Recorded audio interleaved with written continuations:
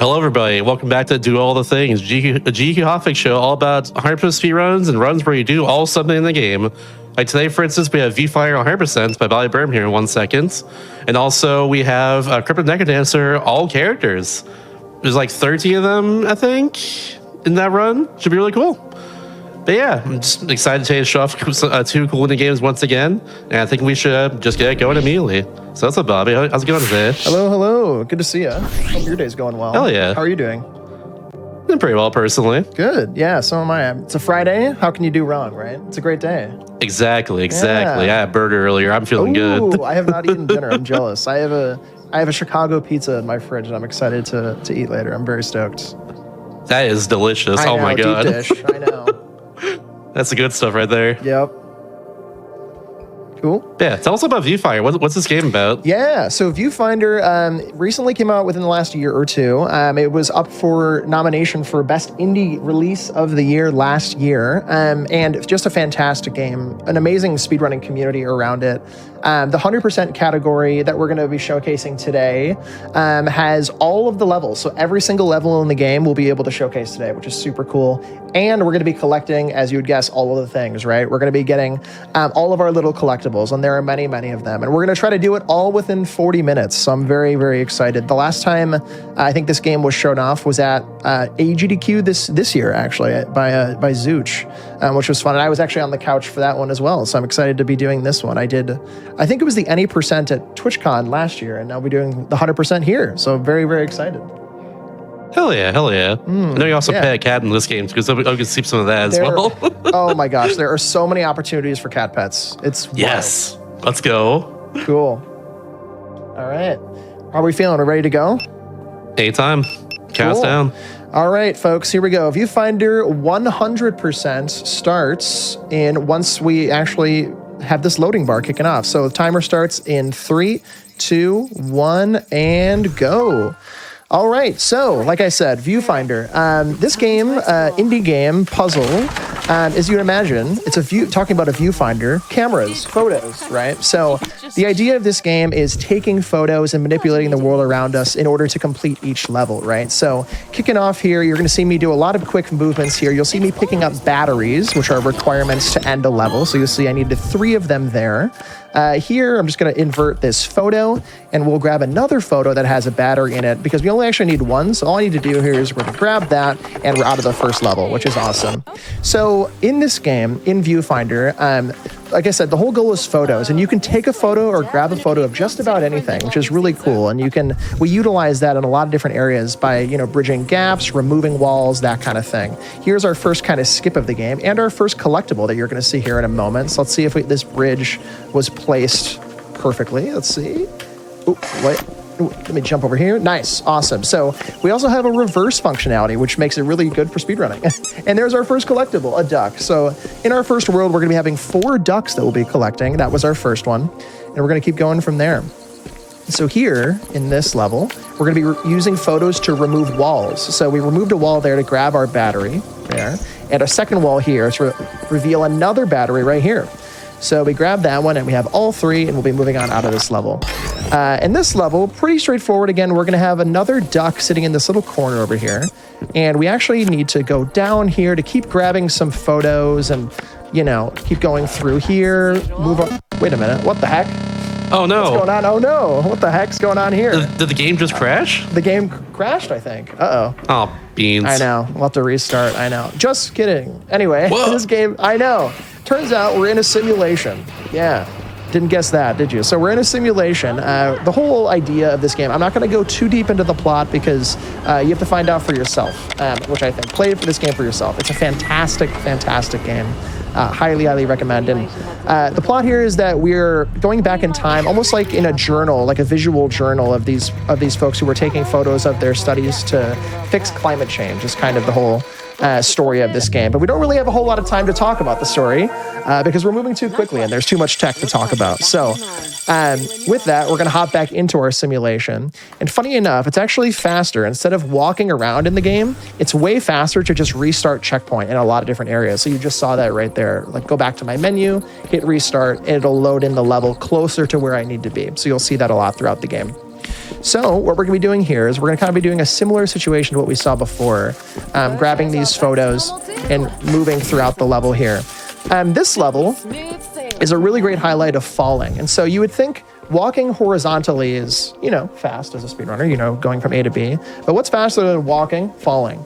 And so we're going to do only that in this level. So we're going to fall from A to B many times. So I'm going to focus up here for a second. I'm going to grab this painting, fall through here, grab the second drawing, hop over here. There's another one hidden right here. Fall again into this drawing. Grab another one of a castle, which we're going to fall through again. Hit this tower, fall into here. There's one more photo to grab, really tight, great. First try, that's really awesome. Really happy to grab that first try. Good awesome. stuff. Thank you. That level is much harder than you would imagine.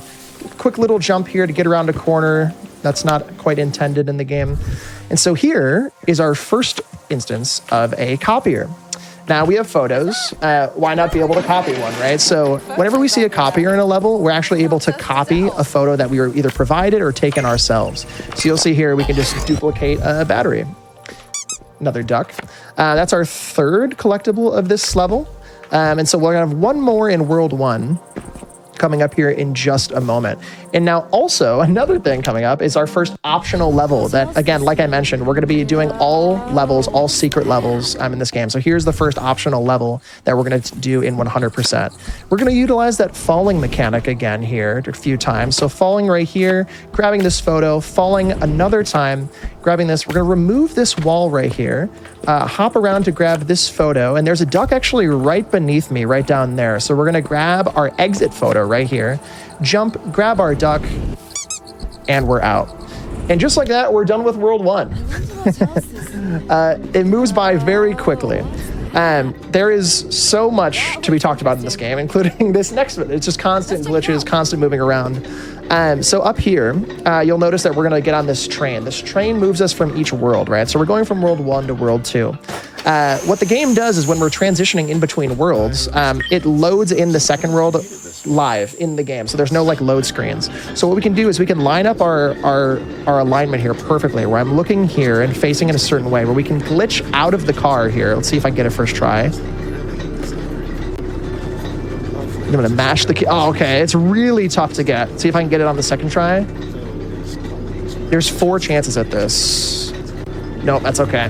We'll get it on our next world transition. So that's easily the hardest world transition of the 4, by the way. So we're inevitably going to see it at least once in this run, but that's easily the hardest. For some reason, like the way the tram moves in that level is like moving in a way where it makes it hard to clip out more than other worlds, which is interesting. So very, very interesting type of mechanic to glitch out there. But here we're on to World 2. World 2 has these perspective puzzles, which is super cool. Shout out to like games like Superliminal and stuff for these ideas for like perspective-based puzzles. And so the idea is we just have to stand in a particular spot in order to load part of the level into the game, right? So you'll see we've already done that twice. And coming up here, we're going to do it our third time to load our exit out of this level right here. You can kind of hear that audio trigger to make sure that it actually loads in, right? So really cool. So here's our first collectible in World 2. We're going to be collecting magnets. We have 4 of them to collect throughout the game. And so we're going to be grabbing one of those per level, which is super cool. And mixed in here again are some of those perspective-based puzzles that we're going to see here. So those are 2 of them right away. And this third one, we have 3 switches to complete. The first switch is around this corner that we're going to grab. It's the quickest that we grab, so we don't have to walk all the way back here. And a cool little mechanic in this level, we actually can hop through here to grab this card, break through this wall because it's actually faster than just walking around the wall, funny enough. And yeah, we finish our perspective puzzle and we're good to go here. There is also a glitch in this level that you can do where you can stand on the exact pixel in which that perspective-based puzzle gets completed, but it's, as you imagine, pixel perfect and a huge time loss and not quite stream safe. So unfortunately, we avoided for this. But here is a really tough jump that I'm gonna try to hit here. Really tough. See if I can get this. One more try. Perfect. Awesome. Even getting that within the first, within the first like 4 tries saves time than doing that the regular way, which is super cool. coming up here, another collectible coming up. So we're gonna hit this and place this bridge as that's loading in. We're gonna place this over here to go grab that collectible on the far side. Let's see if I give myself enough room to go grab this. I think I did. There we go. Little magnet collecting over there. And now we're to end the level to get out. We actually have to duplicate our battery here. So I'm gonna chuck this over there, grab that photo as it's falling to save some time instead of having to put it at the very end of the bridge, which is slow. Shasta, did you ever do a Tamagotchi? I played one Tamagotchi game, yeah. Perfect. Then you're going to be a master at this level. There it is, right? So the whole idea of 100% in this game is that you have to collect all of the game's filters, which require you, because we have cameras, right? So of course we have camera filters. So the game requires you to collect all of these filters, which require you to get all of the things in the game. So yeah, that makes sense, right? And so some of these things that may not be an optional level or a collectible, we actually have to do to get all of the filters, which is 100% in the game, right? And one of those includes actually growing this Tamagotchi, legally distinct Tamagotchi in this game. So normally, obviously, again, like I said, it's not a collectible per se, but it is required to get all of the final filters in the game.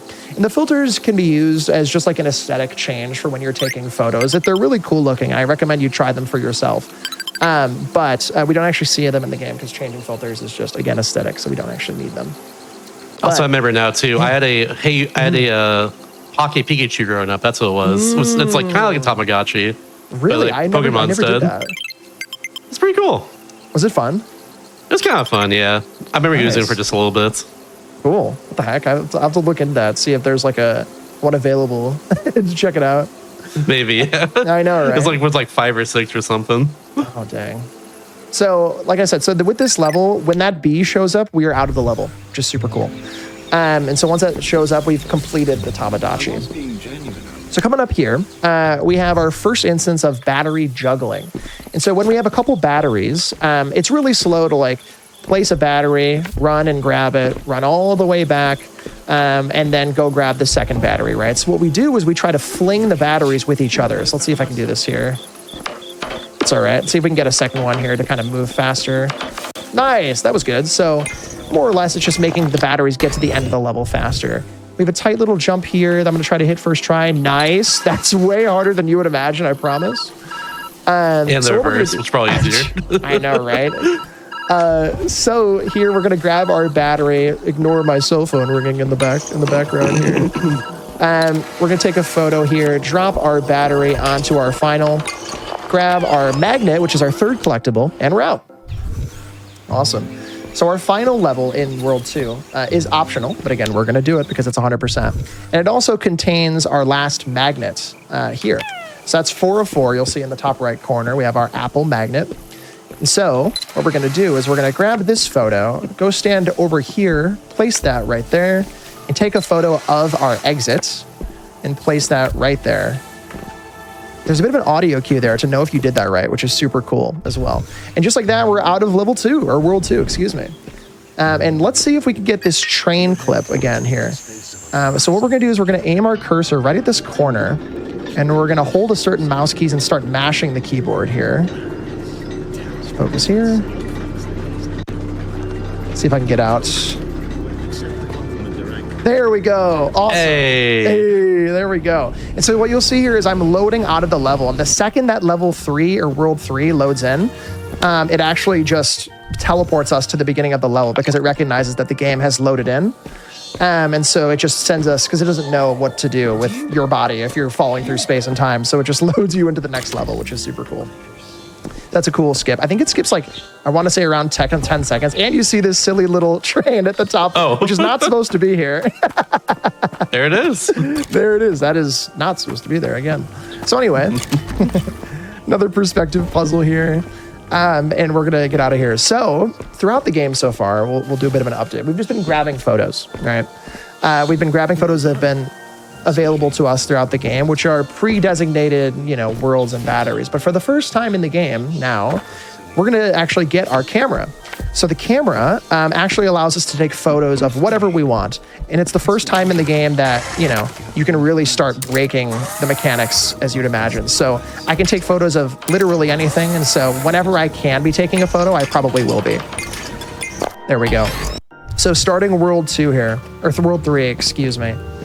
This is a cool instance of taking a photo so close to the wall that if I were to start falling, I just teleport through it because the game can't recognize. Yeah, the game doesn't recognize that I'm actually like, I'm, you know, it can't place you quick enough. So you just fly right through it. Similar kind of thing here. We're going to be doing that falling as much as possible. And like I mentioned before, as much as we can be taking photos and as quickly as we can, we will be. So you'll imagine here, we'll take a photo of our exit on top, grab a collectible right here.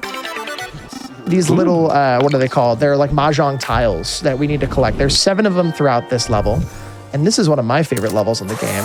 So you're gonna drop a battery here-ish, take a photo as it's falling, and then remove the wall with that photo that I just took.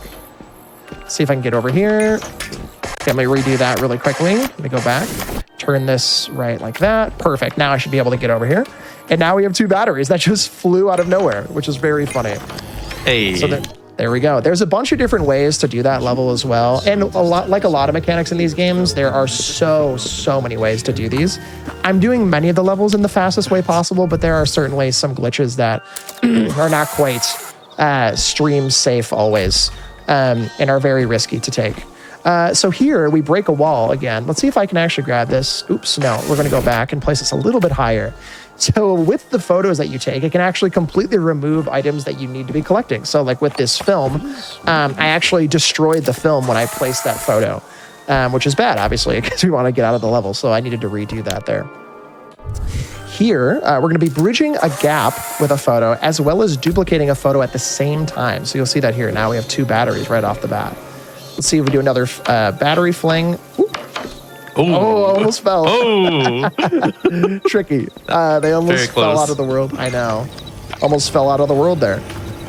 All right, and this level is particularly difficult only because when you first play this casually, you don't imagine taking a photo of a battery as well as the exit in the same photo.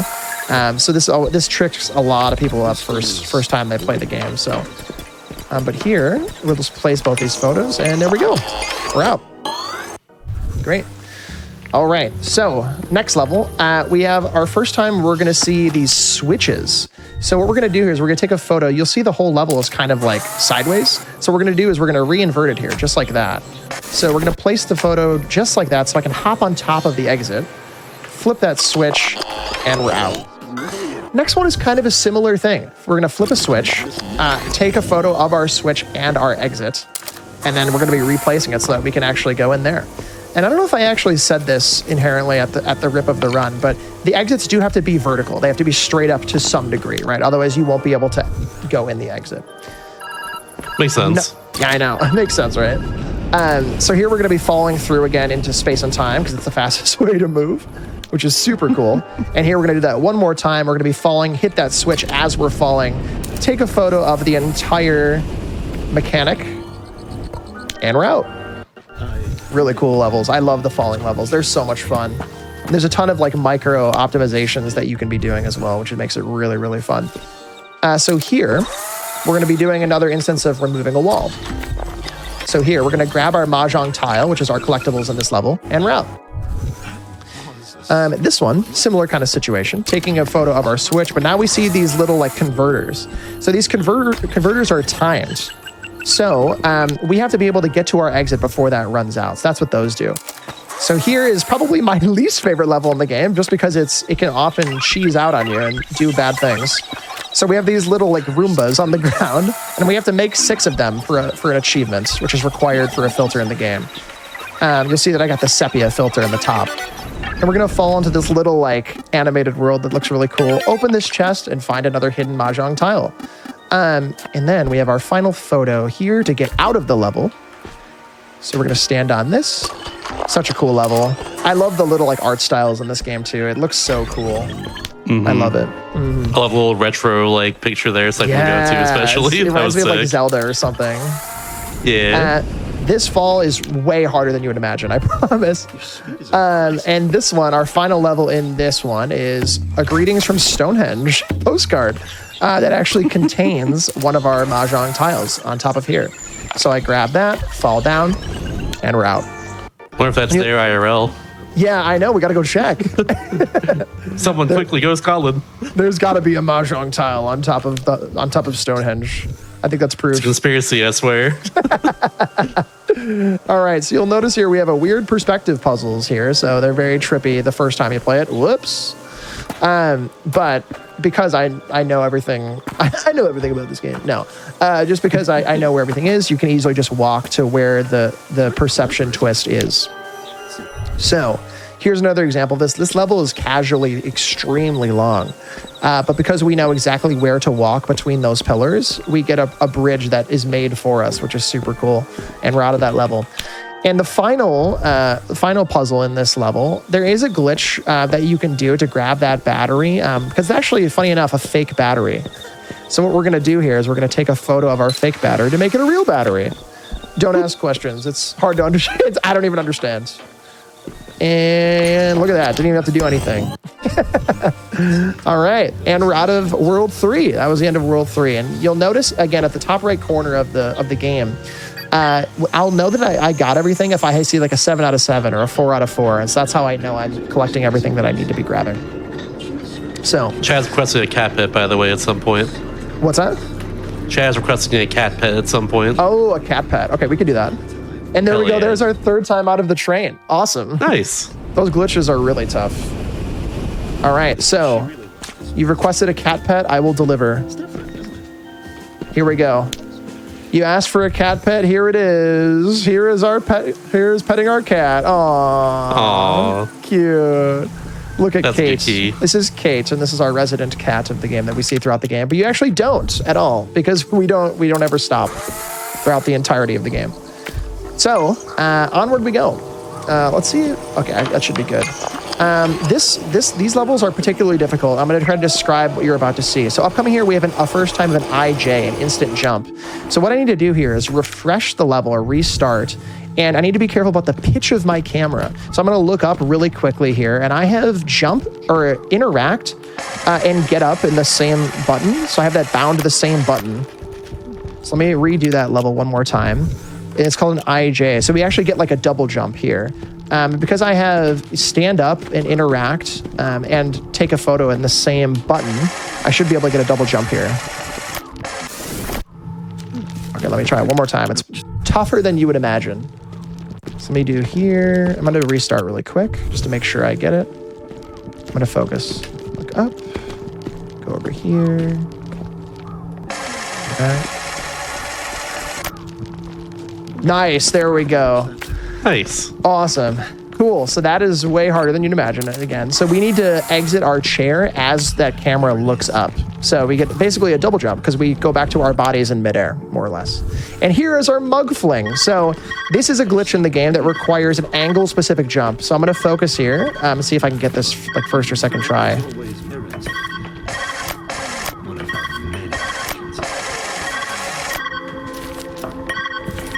Okay. I'm going to restart here. This is by far the hardest glitch in the game, easily, because it's angle and position specific. Okay, one more time. There it is. Awesome. Ooh. So what you just saw there is a level that you normally have to run around a bunch, but what you do is there's a specific angle on that cup that you can jump on where it'll like the physics will fling you in a certain direction that is not intended. But we found a way that you can like have somewhat of a setup that you can fling yourself through space in there at a speed that's more than just like jumping or running. So it's super cool. Really cool glitch. Highly recommend trying it for yourself if you're curious. You just got to stand in that corner of that room and launch yourself. It's really cool. But here, we're going to get a lot of collectibles. I think there's 9 collectibles in this world. I think I got it, so we should be okay. So I'm going to take another photo here. And let me just put this back over here. Good. I guess we'll know if we have to come back to this level. I think I should have gotten it, but I think we're good. It's a 2 of 9, so okay. I think you got it, yeah. I think I did, yeah. So here we're going to take a photo, and all of these blue walls that you're noticing are kind of what's known as like fake walls. And so we can take photos through them often. So that's what you're kind of seeing right there. And there we just kind of, again, place that fake wall to remove a floor, which is super cool. So upcoming here is our next optional level of the game. It's a really, really cool level. So for the first time, we're going to take a photo of film, actually. So we're going to take a photo of film to duplicate how many photos that we actually get. So we're going to put that right here, grab our film, duplicate our film again, as well as our batteries. Put them underneath here. Let me just replace that one more time. Let me see if, I'm going to take a different photo here quick. Let's do that. That's much better. That should work much better. Okay, great.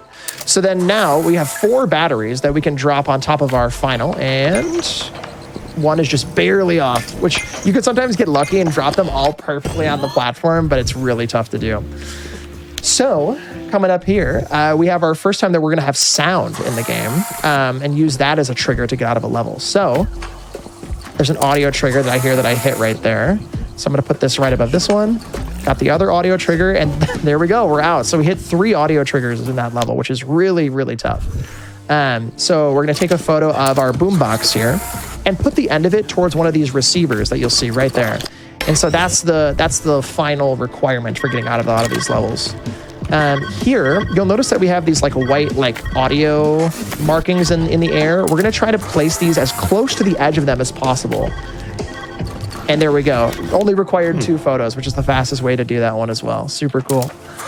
And here, Shasta, if you remember where we dropped into some of those like digital worlds before, we're doing it again here twice, which is super cool looking. Oh my goodness. Super cool to grab one of our collectibles, and just like that, we can reverse and get out of it. Really awesome. All right, so upcoming here, kind of a similar situation to what you've seen in previous levels. And so we're gonna place this right here, take a photo of our receiver once it's lit up, and then move it to the end to activate this receiver all the way over here. Basically showing you that you can move sound anywhere that you want as long as you have a photo of it, right? So here, we're gonna grab our collectible. Saturn should be 6 out of 9, which is good to check at that point, because that's how I know that we're out of this level with as many of the collectibles that we need going forward, so I don't have to redo any levels. So this is also really tight placement. So I'm gonna see if I got that first try. Hey, there we go. Nice. That's a really good level to get first try, because that takes a long time to redo, and it's really tight. Anyway, so here's one of the easiest levels in the game, but it probably takes the longest for a casual player of this game to learn. You literally just take a photo of the thing in front of you and place it next to it. You would never imagine that that's like how to do it, but it is, and it's very simple, more than you would imagine. All right, so coming up here, this is probably my least favorite level because it's really, really tough. So we're gonna have 2 photos here, and we're gonna drop down and grab one of our little planet collectibles here. And we need to go as far into this corner as we can without falling, and have a particular placement for this right there, and have our second one be right behind it. Right about there would work. Let's see if I can make this jump, and redo it really quick. There we go, perfect. We'll jump 1 and then jump 2. Awesome. That is so tight. To get the perfect setups for those jumps is like perfect placement of 2 photos, which is awesome to get first try. Really cool. Shasta, are you keeping up? Just a little bit. I'm trying. Okay, cool. Just double checking. Cool. It's been fun to watch. Good, I'm glad. It's a really fun game to play too. So also one thing I will say about this game is if you're trying to run this game, it's a really great run to learn as a new runner. If you've never speedrun a game before, or if you're looking for a new game to play, this is one of the ones that I recommend doing. It's one of my favorite runs that I've ever learned to speedrun for sure. So if you're looking for something, I have a huge tutorial on my channel about on my YouTube channel about how to speedrun this game. So highly recommend checking that out on my YouTube channel. So incoming here is my second least favorite thing in the game, but my chat's favorite is that we have a watermelon. Watermelon. So what we're gonna do here is we're gonna get this watermelon stuck inside of this this viewfinder here, and I'm gonna look at this watermelon and grab it in such a way where I'm gonna maintain, the game thinks I'm still next to the viewfinder, and take a photo of the watermelon as if I were still over here. And now I have 2 photos, or 2 watermelons. So that is a glitch that we utilize, so we don't actually have to do any of the the cutting of the watermelon that you would normally have to do to get out of that level. And that was really clean, by the way. That is really a tough level. So, Shasta, have you played Portal? I have not. I've seen a lot of people play it though. I know, right? I'm sorry. Oh, man, you gotta try it. You gotta try it. You gotta play it. You know. I do. Yeah, I really do.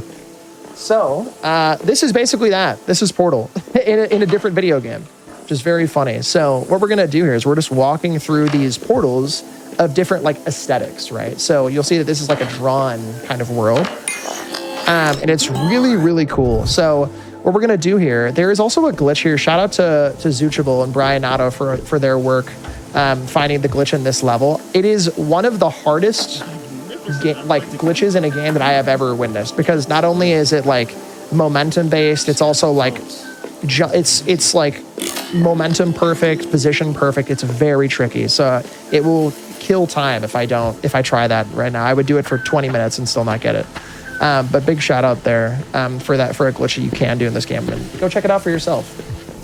So, what I was saying is that the portals and the aesthetic in these little like worlds that you're seeing, you can walk into it and the whole world becomes that aesthetic, which is super cool, and we use that to solve puzzles.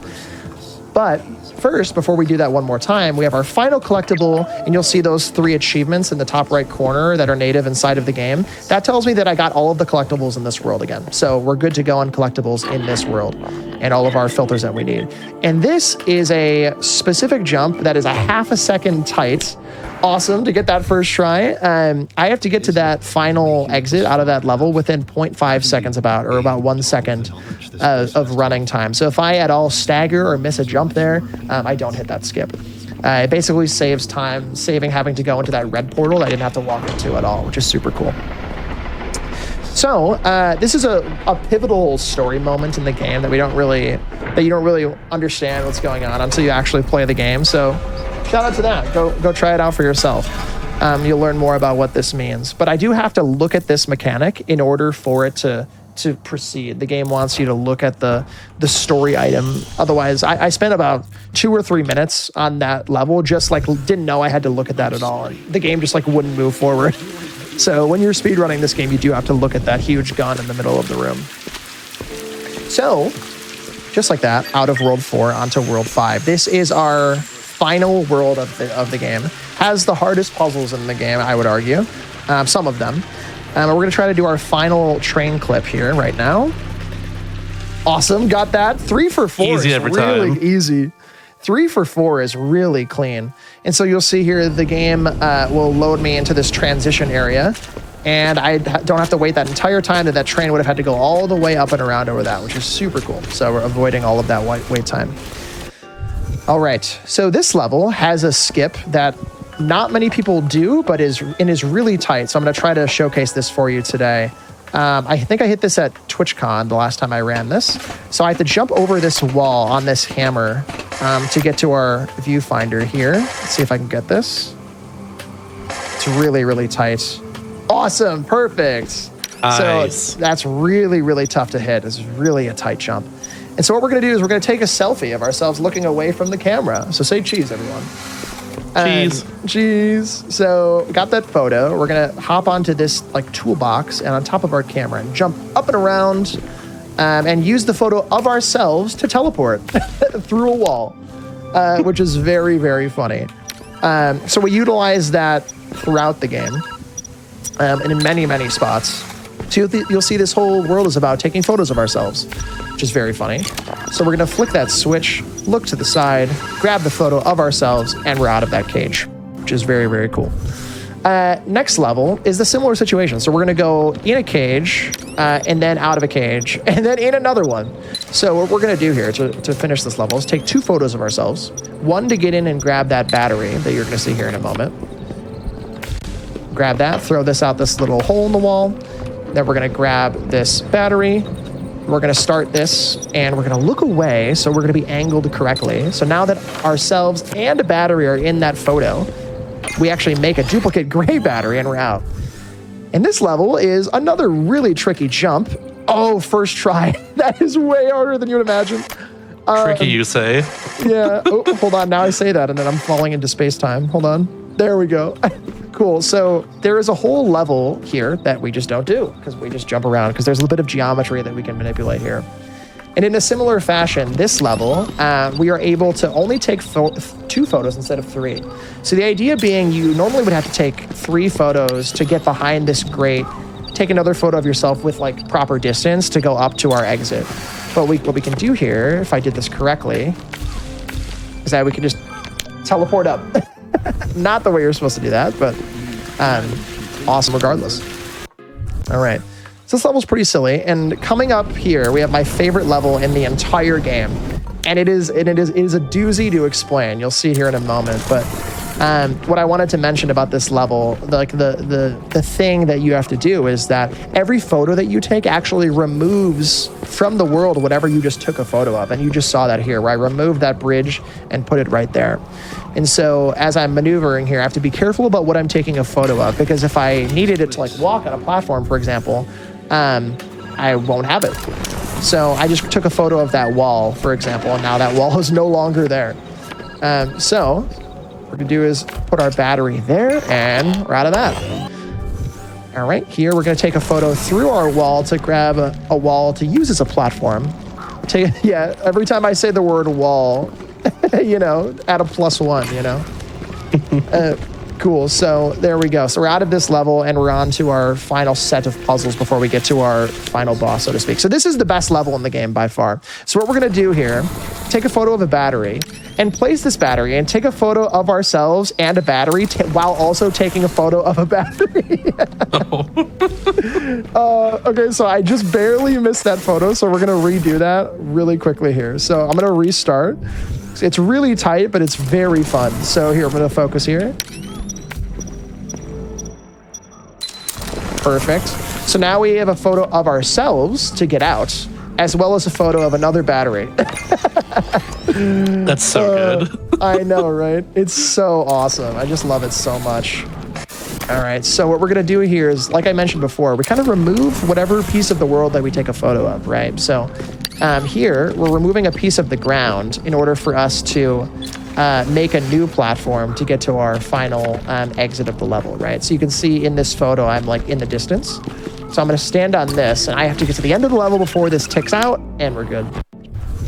Awesome. So we're on to our final boss. The final boss of this game is kind of like a puzzle rush that you have to complete within 5 minutes. I do it within like a minute and a half. It's very fast. And you know, it's very cool. The whole level is a setup. So we're gonna start here, grab this photo of a platform to hop across here, which is perfect. We're gonna grab this wall to use as flooring later on in the level, which you'll see momentarily. Grab this table to again use as a platform. We're gonna grab this one to use right now as another platform to get around a wall. I'm gonna place that a little bit further back so I can jump on this. Perfect.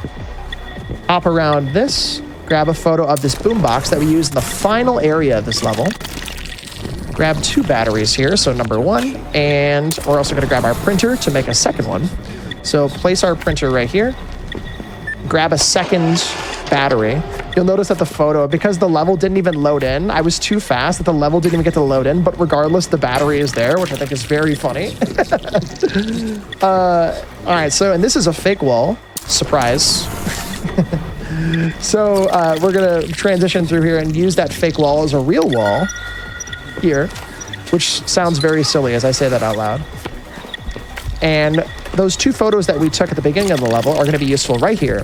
So we're gonna place this one right there, put this boombox right here, and just like that, we're done with our puzzle rush. And there we go. That was the last segment of the game, if you would believe it. It goes by in a flash. That's normally, you know, you have to beat that within 5 minutes. We do it within like a minute or 2. So very awesome. And so kind of Kate, our cat here, very cute.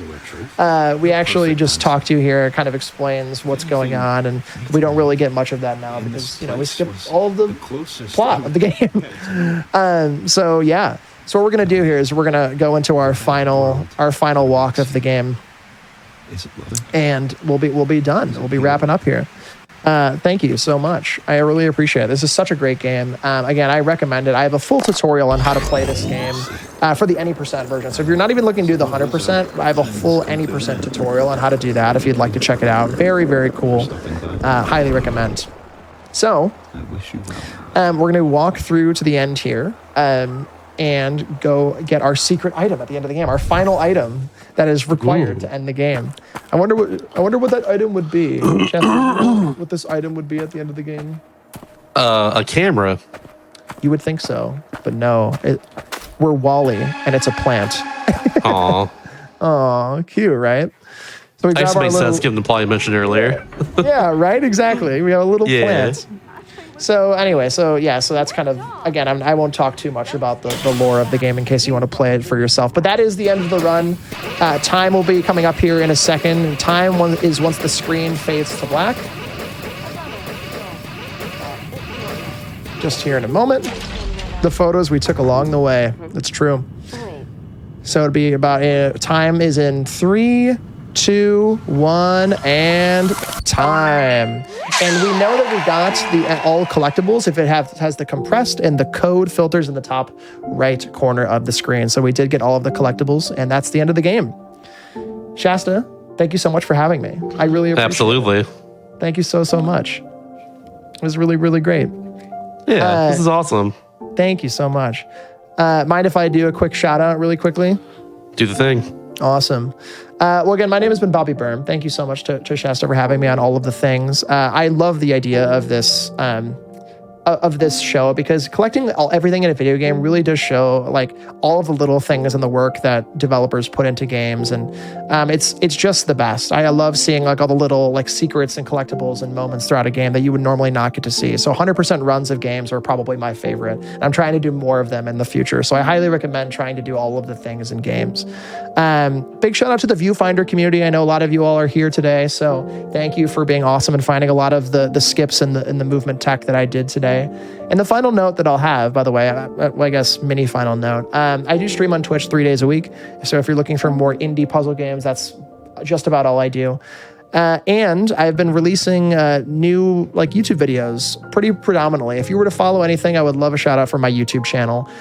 Starting to grow like some videos about indie games and speed tech and silly speed runs that you'll find over there. And we've just been having a ton of fun with those videos. So highly recommend checking out the videos because I've been putting a lot of work into those recently. But thank you so much again to Shasta. Really excited for the upcoming runs. I'm going to be watching. It's going to be great. And just thank you so much for having me. I really, really appreciate it. Absolutely. And don't you worry. I think Richard actually shouted your YouTube channel in chat as well too a little bit ago. Oh my gosh. The little watermelon. I know, right? Justice for Kate. That's Kate is the cat in the game. Aww. So I know. Isn't this cute? The little watermelon maneuvers on by just like that. So That's pretty great. Yeah, right? Cute. Cool. Well, thank you so much again. I really appreciate it. Absolutely. And that being said, stick around, everybody. We have one more run tonight for this show here. Crypt and NecroDancer, all characters. Should be very, very cool. That game has a fantastic soundtrack. I'm looking forward to it a lot. So, yeah, stick around for that in just a little bit, and we'll be back in just a minute. And welcome back, everybody, to Do All the Things. Before we get into the next run here, Crypt and NecroDancer, all characters. Very excited for that, by the way. Let me tell you all about a few of the events coming up on the GDQ channel, actually. So first off, we have GDQ's next all-femme and women speedrunning events, Flame Fatales. So happening August 18th through 25th. Use exclamation mark FF in Twitch chat to check out the schedule. And let us know we're looking forward to the most. Me personally, some Mars 40S on the first day. Oh, so good. Looking forward to that one a lot. But yeah, GDQ is also going to PAX West, August 30th through September 2nd. Schedule's out now. Use exclamation mark PAX in Twitch chat for more info. And also let us know you're excited to see you there too. And Games Wing Express is also happening in TwitchCon. Whoa, 3 events. I know, right? From September 20th to 22nd. Very busy next month or two. Use exclamation mark GQX in Twitch chat for more info on that one. Let us know where you're hoping to see you at that event. And finally, you're watching Hotfix right now. If you want to know more about GDQ Hotfix and just all this stuff in general, go to gamesliquid.com/Hotfix for more info on our weekly shows and weekend specials. Yeah, I think now being said, let's get into the run. What's up, Ravioli? Hello, hello. Hello, yes. My name is Ravioli Linguini. I've been speedrunning Crypt of the NecroDancer for about 7 years at this point. It's been quite a long time, yeah. And this today I'm going to be running my personal favorite category, where I'm going to be beating the game with all 13 characters in a row, hopefully without dying. So yeah, we'll tell you a little bit more about the game, but first let me introduce my co-commentators, Ochre and Juice. You guys can say hi. Hi. So, do you want to go? I'm Ochre. I've been speedrunning racing this game competitively for like 6 years. And I'm really glad to be on with good friends Ravio and Juice. Yeah, so I'm Juice. I've only been speedrunning racing this game for like 11 months or so, but I've put a lot of time in, embarrassing amount. And I'm really excited to be here with Ochre and Ravio. So yeah. Heck yeah. All right, so is the game up on the stream? All working? Yep. All right. So I'm going to be muted while we're playing, just for audio feedback and so I can focus. So Ochre and Juice, go ahead and take it away. Okay. I guess you want us to count? We'll start from 5. Sounds good. 4, 3, 2, 1, go. All right, this is Crypt the NecroDancer. It's a roguelike, kind of a classic roguelike game, but all your turns are set to the rhythm of the music. You might have seen it before. It's been on GDQ a whole bunch of times, but super happy to have it back. We're playing the 13 character mode, which has the 9 characters that were in the game originally, and then the next 4 that were introduced in the game's first DLC Amplified. And the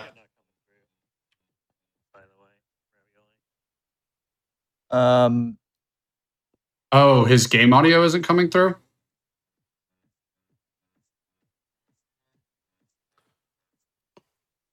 I was say, I wasn't hearing myself on this end. Oh, that's kind of, it was working during the check, so We're good. it was, we're good? Or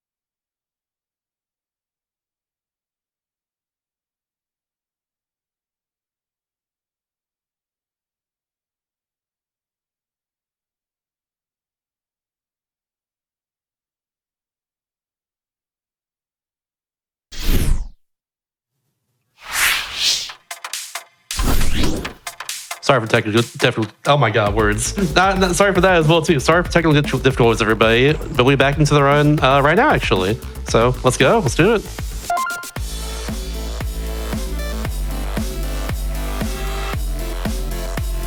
All right. Like I was saying before the break, this is 13 character mode. Ideally this will be playing the first 13 characters of the game, all in a row, and not dying in all zones mode. In reality, we might see a death or two, but that's fine. This is a really difficult mode. This like one of the achievements on Steam that's like 0.2% of people have this achievement or something for doing this mode, and Ravio's just gonna wipe the floor with it in less than 2 hours. And yeah, we're starting off with Cadence, and Cadence is kind of the basic character. She doesn't have any real upside or downside other than she has a couple of special bosses at the end. But some of the characters are going to get a lot more difficult later. We're going to see a character that moves twice as fast as Cadence, one that just can't take a hit or miss any of the beats. Yeah. I believe Ravio is also going in the top left to bottom right order, which is traditionally not advised, because usually you want to get the harder characters out of the way first. But I believe Ravio has given us some fun, so we get a mix of hard and easy characters throughout the run. So it hopefully doesn't get too boring to watch. Yeah, because we could just make the run harder for ourselves because Ravio's just that good. Yeah, so starting off here, the main thing for a lot of these characters, but not all of them, is that we're going to want to be getting a good weapon, because, well, being able to kill the enemies quickly is the best way to get through the run as fast as possible. So Ravio's picked up the Obsidian Cat here, which is one of the best weapons in the game because it does damage equal to your coin multiplier, which you can see at the bottom there. That scales up depending on how many enemies in a row you kill without dropping the beat or taking a hit. If you're at max, then you get 3 damage, which is a good number to hit most of the enemies in the game and one-shot them, like that Banshee. And Ravio's also picked up the Ring of Peace, which is another really good item that will, it'll downgrade the mini-bosses that you have to kill to leave every floor. It'll reduce the enemy count every floor. It gives an extra heart container. Ring of Peace does it all. So this is a really strong start already for this Cadence run. Definitely. Ring of Peace, generally one of the best rings in the game. So huge find early for going fast. Yeah, for sure. This is a true roguelike in the sense that when we die or we complete a character, because the characters are kind of all individual runs, just stacked in order, we will be resetting the build to default, whatever the default for the next character is. So that'll be part of the real challenge of this category is just being good enough at getting a build of items that you can consistently do the run quickly and safely. And Ravio is one of the best in the world at just what we call farming a good build, because you spend a bunch of time early to get items that ultimately make you faster in the end. So we call it farming. Although we haven't really had to do much this run, we kind of just found a couple good items along the way, and we're going to be less than 4 minutes into Zone 4, that's crazy. It's crazy pace. Yeah. Really good use of this Earth spell here. It pushes enemies away, as we saw right there in that arena. But if it pushes an enemy into a wall, like we just saw with the King, the enemy just dies because it has nowhere to go. Really good for stuff like this, and Ravio using it really aggressively to play fast. Yeah. And the little rat. Oh my god, the rat. I love the rat. So the rat familiar, you see you pick a direction, Ravio pick down here, and it just does 1 damage right below you, which is great. It does piercing damage, which is one of the damage types. It can hit a lot of enemies that cannot normally be hit. Like the horses, can kill them without demounting, I guess. The Blade Masters don't have to be parried. A nice item for speed. Also, the rat named Squeakers. That is true. His pet rat, Squeakers. And we love him very much. Ravio just flying through. So Zone 4 here, definitely widely considered the hardest zone in the game. It has no trap doors like other zones. So there's no easy skipping a floor. You have to play every floor. And because of its layout structure, it usually takes a while to get through.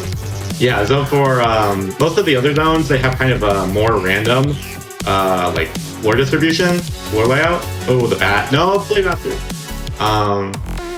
They normally, yeah, they normally have a more randomized floor distribution, but Zone 4, it's always a really big level, and you start in one corner, and the exit's always in the other corner, so it just takes a long, long time. But Ravio just flew through it in, like, a minute and a half, not even. So really, really well played there.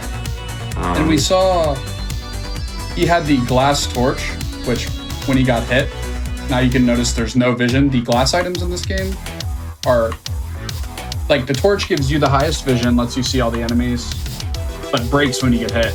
The armor just blocks one hit. They're just kind of high risk, high reward items. And we saw, Ravio losing this potion, which is the extra life item. Yeah, but when you we do have back to full.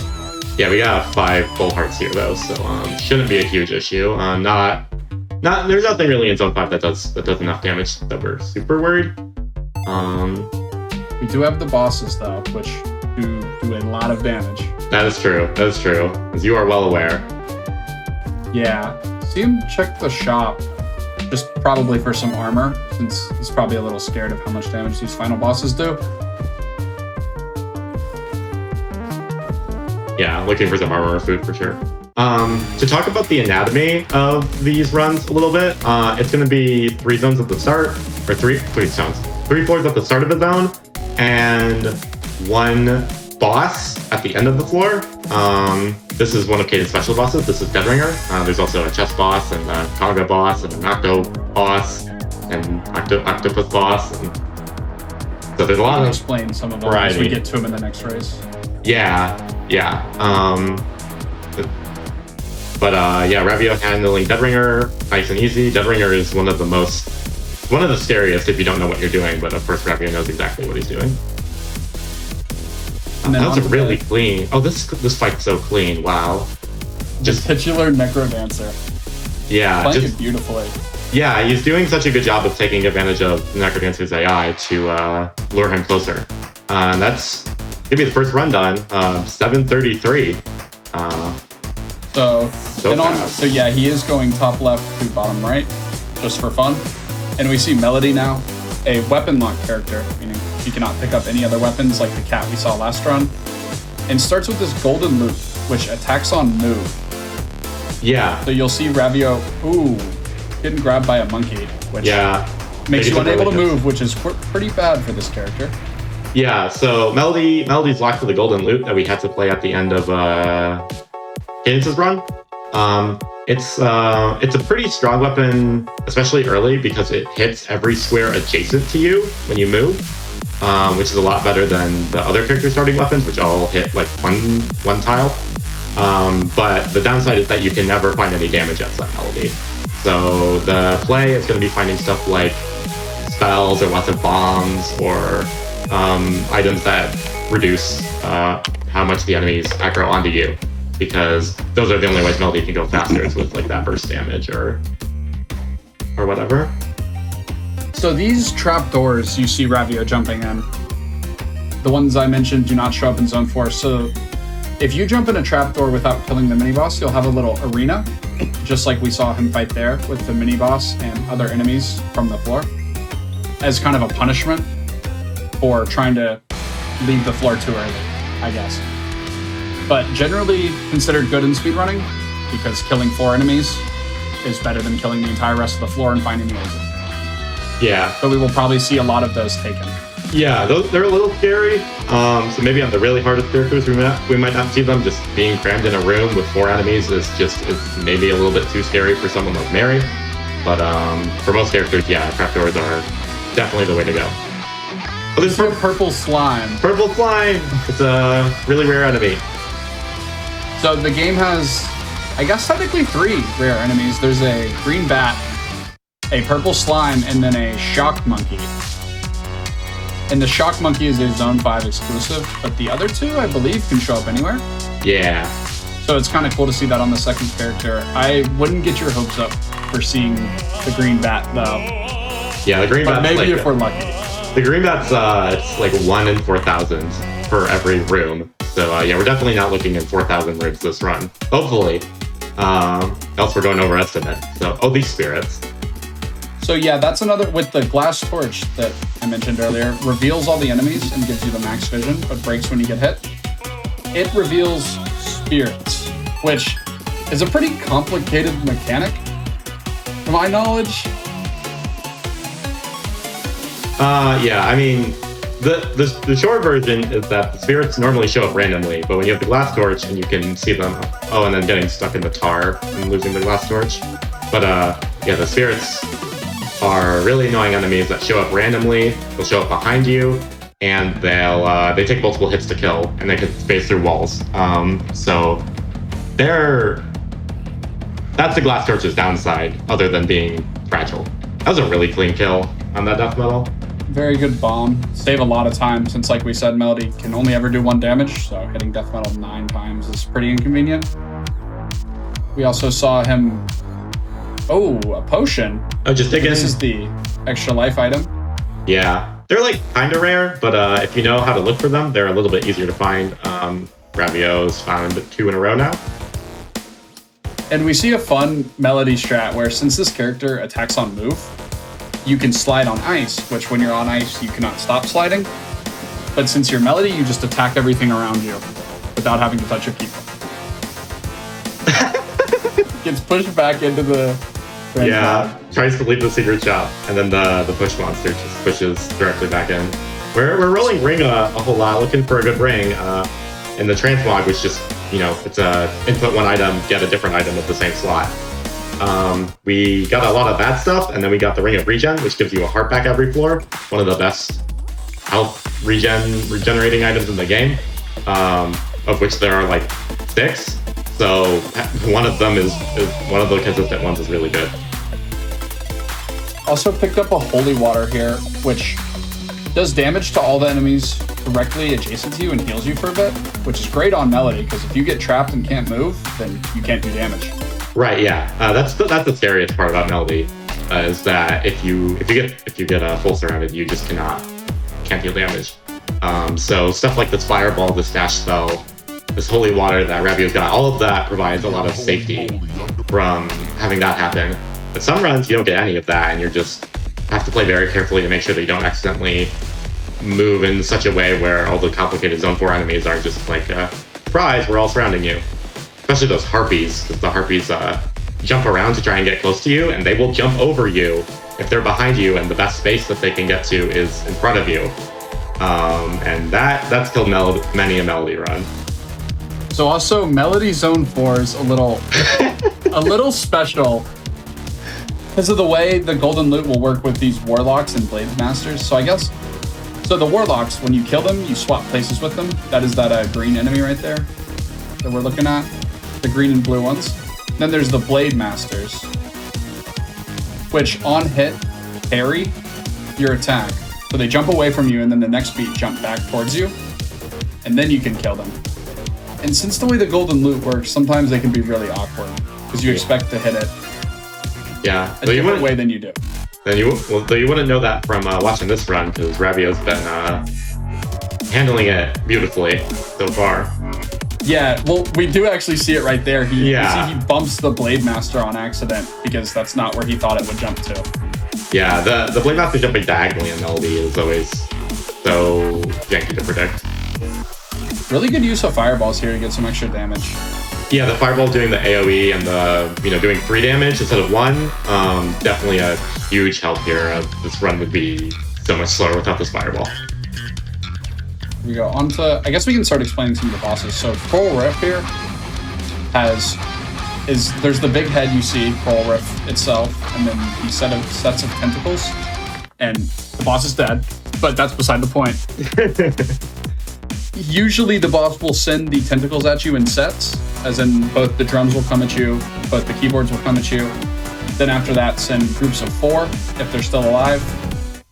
And once you kill all the tentacles, or he's done sending all of them, you will fight the boss itself.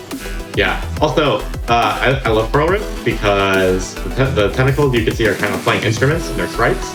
And as you kill the various instruments, the instruments playing in the actual song you're listening to will phase out and stop playing, which is it's just such a cool little detail. This game has so many things like that.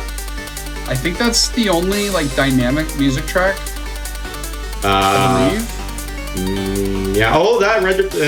Okay, we got hit by the dragon, but we have really good armor, so it doesn't actually matter. Yeah, it's still scary there. Yeah. Okay. So here's the other NecroDancer fight that LD has to fight, and it's kind of like the first one, but a little bit different. But it really. The Golden Loot it does such a good job with crowd control that the game just sends all these skeletons at you, and it doesn't even matter because they're all 1 health enemies and you just hit them all. Having a little bit of trouble with the second to last hit, and then we're in the last phase where you have to push him into the lava. And we see him just blood magic everything. So yeah, this is the end of the run. So it's the end of the run. Matter. Yeah, one of the key mechanics in this game, GG by the way. GG. One of the main mechanics in this and with the spells is that you can cast them. They take like the fireball takes 10 kills, enemy kills, before you can recast it, unless if you spend extra health. And one of the crucial things about spells and in the game in general, when speedrunning, is to take advantage of that mechanic. And like Ravio doing all throughout that run is just turning half a heart into a fireball cast before it's done recharging, because it's so much faster to just have the fireball up and running rather than and give up a little safety for it. And so now we see onto the third character of our run, Aria, which you'll notice has half a heart, which is probably concerning. So Aria dies on getting hit. She starts with a potion at least, so you can take 1 hit, but also dies upon missing a beat, and is locked to the base weapon, the dagger, which is just 1 range, 1 damage. So we'll see Ravio try to conjure armors for glass armor. This will block a hit. So now he doesn't lose that potion the second he gets hit, which is great safety. So Ravio going in sequential order in that pick a character lobby means that we're doing the 3 story characters in a row first. There is also an achievement for just doing the story characters all in a row, and it's also really difficult. Oh my! But it's not as difficult as doing all 13, of course. But yeah, the story is that Cadence goes and searches for her dead father, and then finds him to revive her sick mother, and then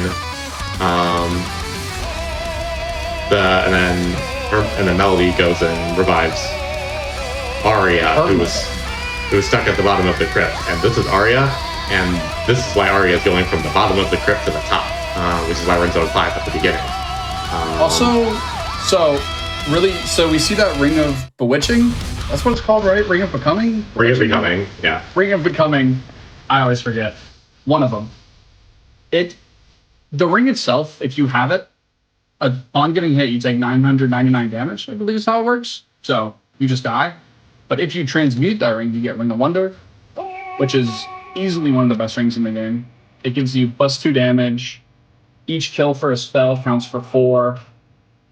You heal every 4, get a heart container. Those do not affect this character, but there's still things the ring does. Yeah, so Ravio just happened upon a transmute spell early, and he's like, "Sure, I'll take that," because it changes items into other items, which is really good on Aria because Aria has so many restrictions that most of the items in the game that wouldn't do anything for her don't spawn for her. So you actually get a very consistent speed run because you only ever see the items which increase your damage or block incoming damage, pretty much, and that actually makes for a very interesting gameplay. And the transmute would be very helpful for that. But Ravio just goes and finds the one item that has the special interaction with the transmute spell, which gives +2 damage and all these other effects, which super helpful. Nice shield spell for playing aggressive here. Yeah. Also, Ravio finding the glass torch early and a bunch of other glass items, the shovel, the armor, and the slippers are all glass. Normally, you don't want those items in big groups because they break when you get hit. But Aria breaks when she gets hit, so there's not a big concern with taking glass on Aria. It's just kind of there's no downside. Oh wow! Yeah, We're gonna get a miner's cap here, which is a really scary item. It digs the walls when you move next to them. Obviously, this saves a lot of time because you're not spending time digging the walls. But it's really scary because, well, you can't control which enemies have unobstructed vision of you, and so Ravio is basically going to be trying to be playing fast enough with the shield spell and this extra damage to be outrunning all the enemies just like that, so that he only has to fight the absolute bare minimum of each floor, which is a pretty risky strategy, but maybe one that he can pull off. Probably. It's also extra scary on Arya since you can't miss beats. If you need to drop a beat or something to align Yeah, we haven't. enemy, you cannot do that. Yeah, we haven't really explained that. One of the key things is that a bunch of enemies require like you digging a wall or hitting another enemy to get aligned properly, and the best way to do that is by digging with your shovel, or by just standing still for a beat, because the only thing you lose is your coin multiplier on most characters. But Arya can't do either of those things, and she has the miner's cap. So Ravi's going to have to be playing really technically here to make sure that he leaves enemies alive to change parity on and all of that. Oh wow, this is a scary start. Okay, if we handle it. Looks like he almost missed the beat there to floor tile interactions. He's making great use of the shield spell though.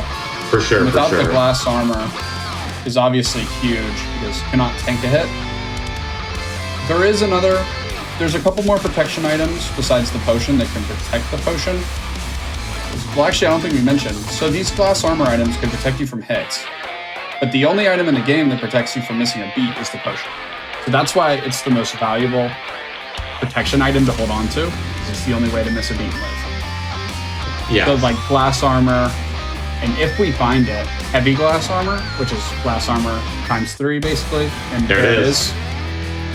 So now he can tank 3 hits before losing the potion, which is great because we want to protect the potion in case of missed beat. We also have the shield item. There's a shield spell that we have, and there's also a shield item slot. And the shield item will also protect him from 1 hit per floor. Yeah, this particular shield is a little special.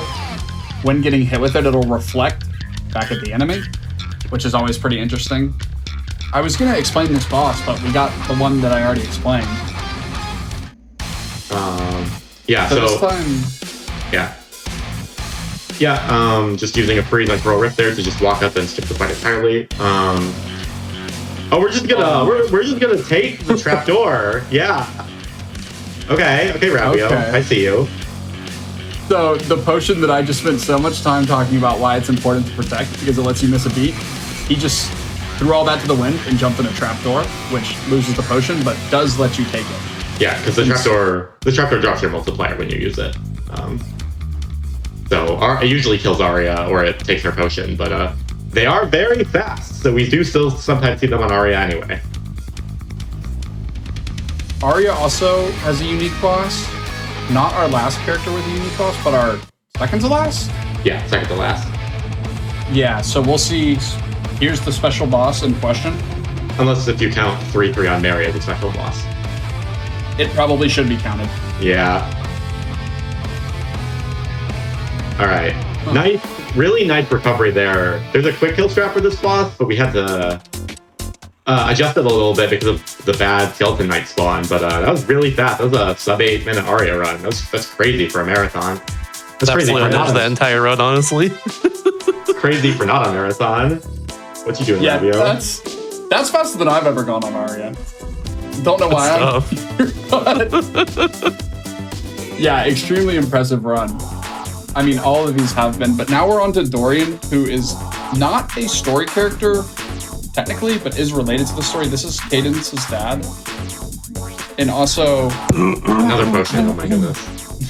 We're 4 for 4. The Dead Ringer boss we fought earlier, this is actually that character. Fun fact. There are a bunch of cutscenes that explain all this information, but we have them turned off because they're slow. Yeah, we're here for speed.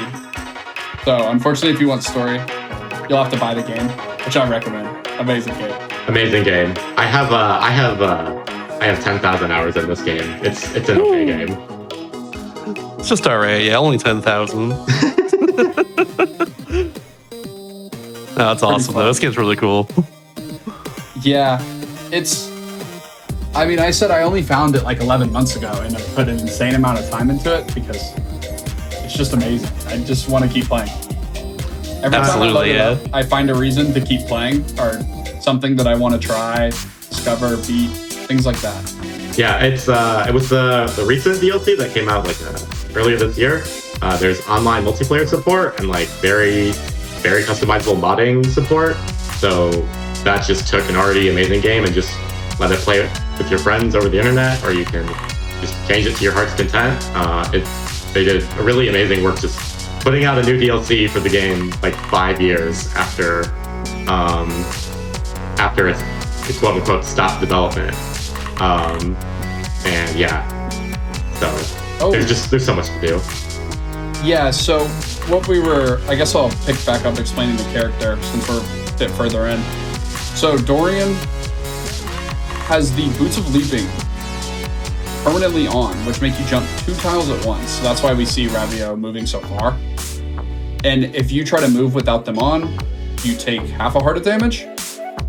So that's basically not an option. So you just have to learn to play with moving twice as far every time you want to move. Pretty inconvenient, but the character starts with a lot of items. As we saw at the start with armor, a ring, and a shovel, and a compass to make it a bit easier for you. And you can also drop beats, let enemies move to you, but obviously we would like to be moving towards the enemies since we're speedrunning, doing the game quick. And yeah.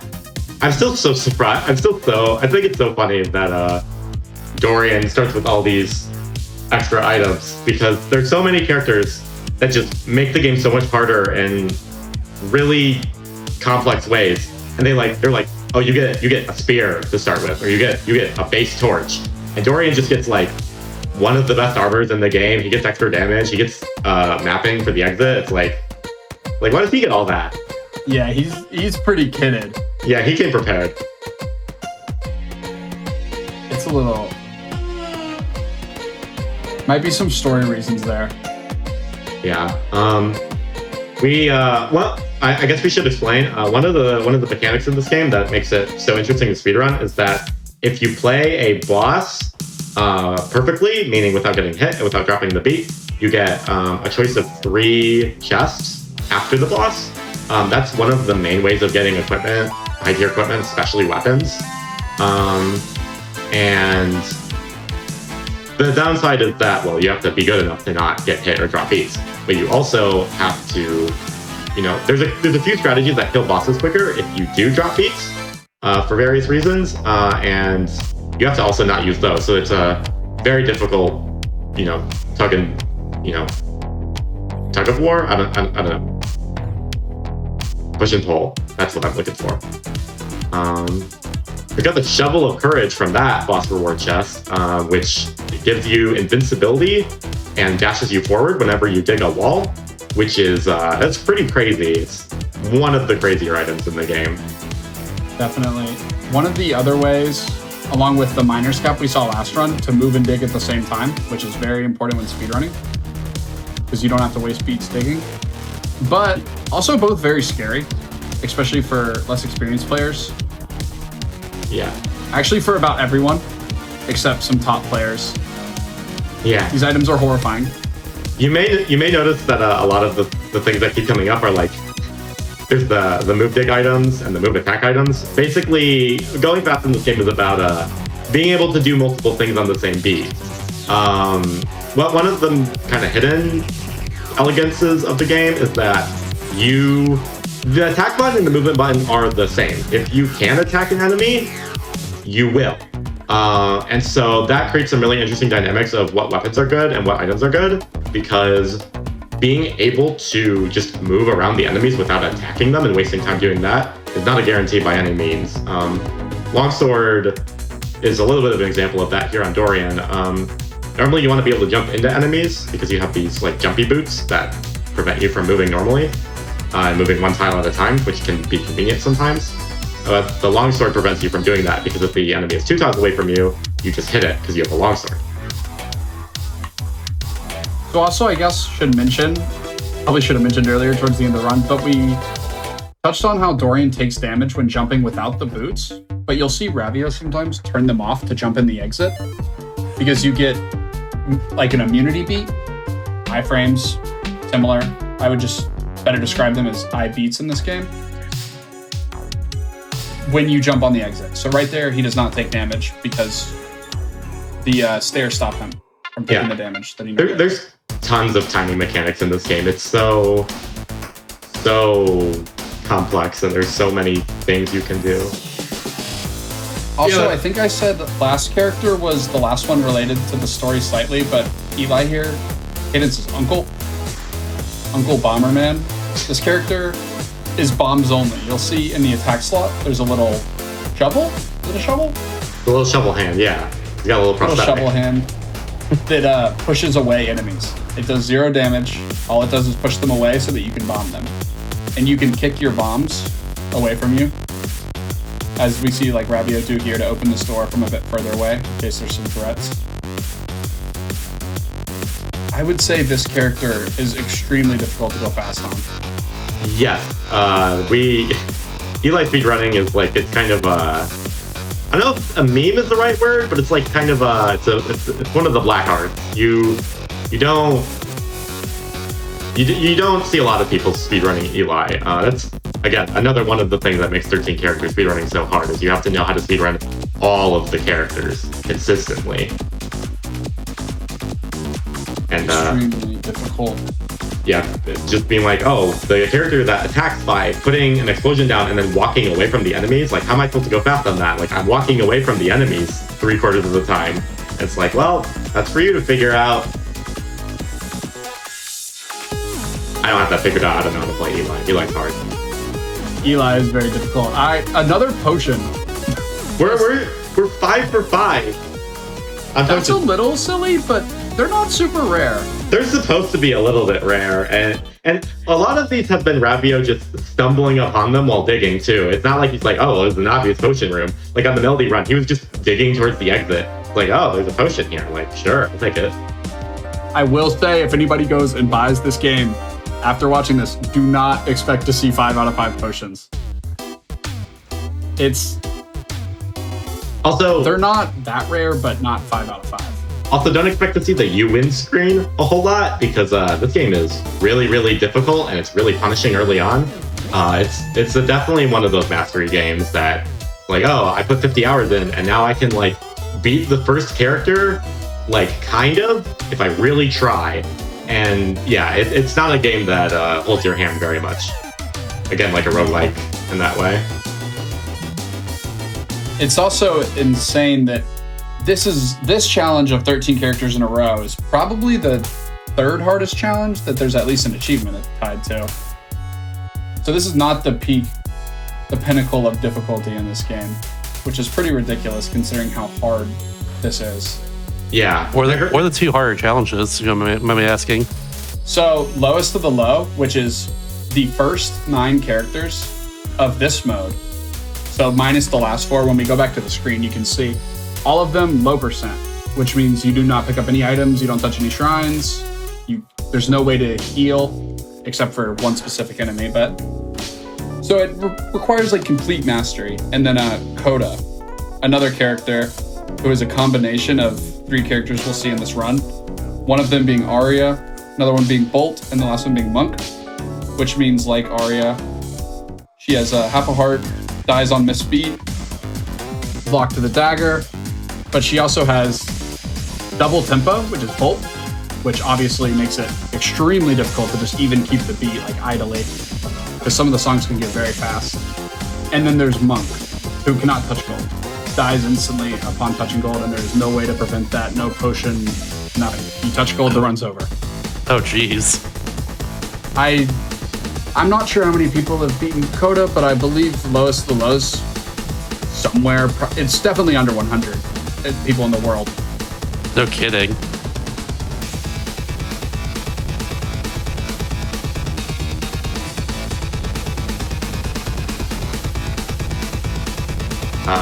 These categories are extremely difficult, and it's a category that requires you to have 1,000 hours in the game before you have a chance, like a focused practice. The game does not hold your hand, as I said, in any way. If you want something to do for, until the end of next summer, to pick up this game and try hard it for a year. I wouldn't expect to be done after that much time either. It's ridiculous, some of the challenges that can go on, and even something like this it may look not too bad watching Ravio play it, but you have to understand how much of this game Ravio has played and his ability to make this look easy, because it is anything but easy. I mean, 13 characters in a row. Yeah, we're also obviously starting insane. Yeah, we're starting out on mostly the easy characters too. Arya being an exception, but mostly we're on easier characters right now. They get harder closer to the end. The amplified characters are all really difficult in their own ways. Yes, sort of the style points for Ravio for doing it this way, but yeah. So to talk about the actual run a little bit, Ravio hasn't actually been grabbing that many items.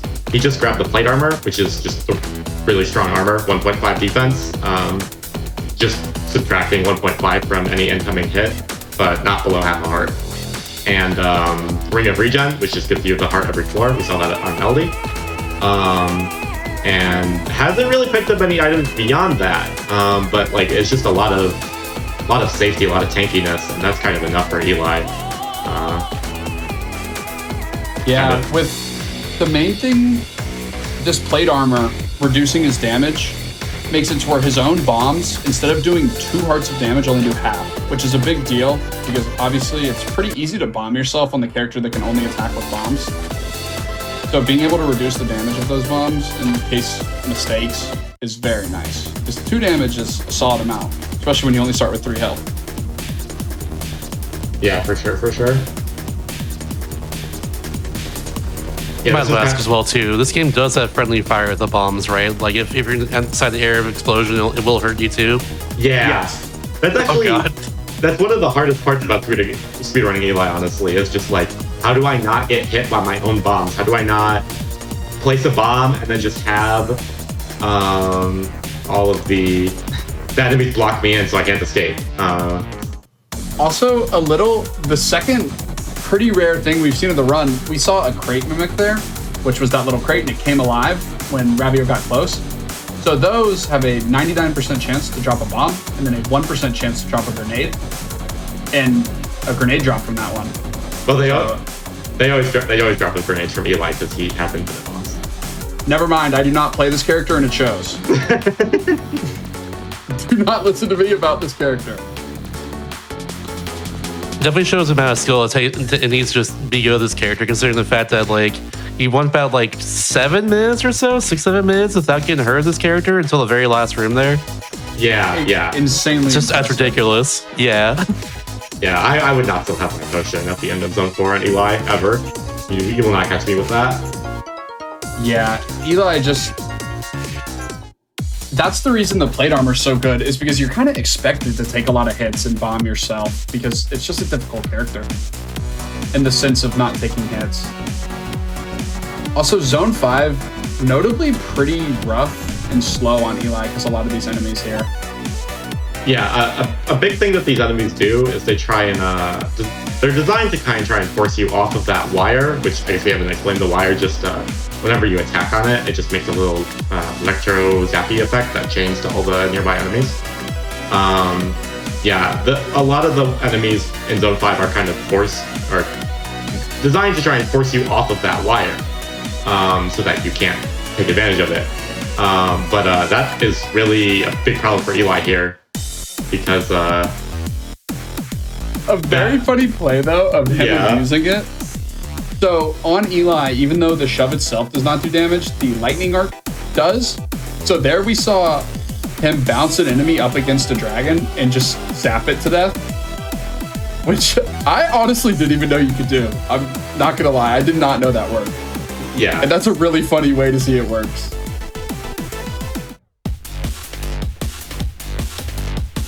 but a lot of these enemies basically taking 2 bombs because they split. Like these little eggs going into a different form and the skeleton skull splitting makes them require 2 bombs, which is annoying because you don't want to stop and place 2 bombs for one enemy. Yeah, that's what I was talking about. Yeah. Sorry, that last review just like went between like 15 enemies and like only killed like 2 of them and got out of there. That was wild. Yeah, it's crazy. that was ridiculous. GG, Ravio. Yeah, huge GG on that run. All right. So now we're on the 6th character. So after this, we'll get a little break. Yep. But this is Monk. Monk is, for some people would say that Monk is the hardest character in this mode. And that is for the simple reason that he dies if he picks up gold. He dies no matter what. Armor doesn't save you. Even the potion doesn't save you. Gold death is final. So it requires a lot of very strategic playing to place the gold in such a way that it doesn't block your way, but you could still, actually hit the enemies. So we'll be, and Ravio's one of the world's Monk enjoyers. So we might see some pretty impressive stuff here. I think we will. This character, such a hard character to start playing because you spend all your time playing these characters, getting money to buy items. And then you come to Monk and it's like, forget all that. We're just going to kill you if you try to do that. Yeah, it's so real, it's like the muscle relearning memory. the game. Yeah, you got to rewire your brain a little bit. Oh no, we didn't get the leprechaun. If you leave a little pile of 50 gold on the floor for 7 beats, the leprechaun will spawn. And the leprechaun is just nice because it gives you the lucky charm, which makes the randomly moving bats not move into you unless if they don't have a choice. So really good item to get. Ravio was trying to set it up. It's really difficult to get the lucky charm on Monk because as you see there, if you don't pin it to a wall, it just drops gold on the tile where it dies, and you can't pick up the item because it's Monk and you can't pick up gold. So the lucky charm just gone forever there because it's on top of gold. So it just can't take it, which is really unfortunate because bats are very annoying. Yeah. Bats are most common in Zone 4, just the quintessential hard zone already. So gonna just make that even harder. Ravio will still probably handle it because he's been playing this run beautifully, but yeah. He has. Yeah, one of really good pickup early for Ravio here in that obsidian shovel just lets you dig any wall as long as your multiplier's high enough. And of course, being able to not get stuck by rogue stone walls in the middle of your path while you're trying to dig around gold is a really helpful thing to have while playing Monk. So somebody in chat said they thought the leprechaun does not drop gold from Monk. So it works a little different. So it doesn't drop gold on death, but it still drops gold on move. Right. So that's why pinning it to the wall is the operative thing, is that you want to prevent it from ever moving. But if you hit it, it'll get knocked back away from you, and then it'll move back towards you before you can hit it, and then you lose the lucky charm, like what happened there. Also, insane build swap, the glass rapier and ring of peace. Yeah, this is a crazy risky build. It's a glass weapon, breaks if you get hit, does 4 damage. So you definitely don't want to get hit, but we got the Ring of Peace to reduce enemy count per floor, which is especially helpful when the enemies leave behind, these impassable gold mines. But this is kind of one of the classic high risk or medium risk, high reward builds is the glass plus peace that Ravio is piloting here. Yeah, and with the heavy glass armor, the same armor we saw in Arya that blocks 3 hits, it will protect that glass rapier for 3 hits. Which is really nice, just so you don't lose your weapon in a pinch, hopefully. Because if your glass weapon breaks, it drops a shard on the ground, and you have to move off the tile you're currently on and then back onto it to pick it back up. So you can get stuck weaponless, surrounded by enemies, which is never good. Yeah, Ravio's also picked up this Torch of Foresight. Something we haven't talked about very much is the torches and just the general finding where the exit is in the game. It's actually one of the more difficult things to pick up while speedrunning. because you can spend a lot of time just going the wrong way, and then going the wrong way aggro for enemies, and then you have to kill all the enemies because you can't outrun them because you don't know where the exit is, and it just spirals out of control. But Revio's really good at reading where the map is trying to point to, because there's enough patterness to even the random level that you can sort of get a grasp of where the exit will be, except in Zone 3. Zone 3 is just an enigma. And yeah, the Torch of Foresight helping a lot here because it reveals traps, which there's two things. One is obviously that it reveals trapdoors, which skip the floor, but it also reveals where traps are, and traps can't spawn in the exit room. So that's just like a little gameplay knowledge tip that if you know it, you can just take advantage of it and figure out where the exit can't be, which is usually enough to figure out where it actually is. I guess we'll be also having, so Zone 4 is special in the fact that there's the mini boss and then this little sarcophagus you see right here that spawns skeletons, and both have to die for you to leave the floor. Yeah, normally you have to kill just the mini boss, and that's the thing that makes the stairs unlock, but Zone 4 is special, as Juice just said. Yeah, because it needed more things going on. So there's just more to do before you can leave the floor.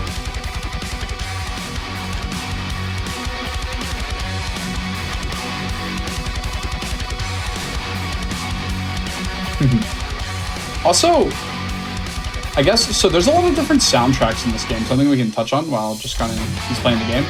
There's, I don't remember the exact number, but there's a lot of different soundtracks in this game on top of the 8. already great default soundtrack by Danny B. Yeah. So, and a lot of the characters kind of have their own soundtrack, I guess, or a default soundtrack.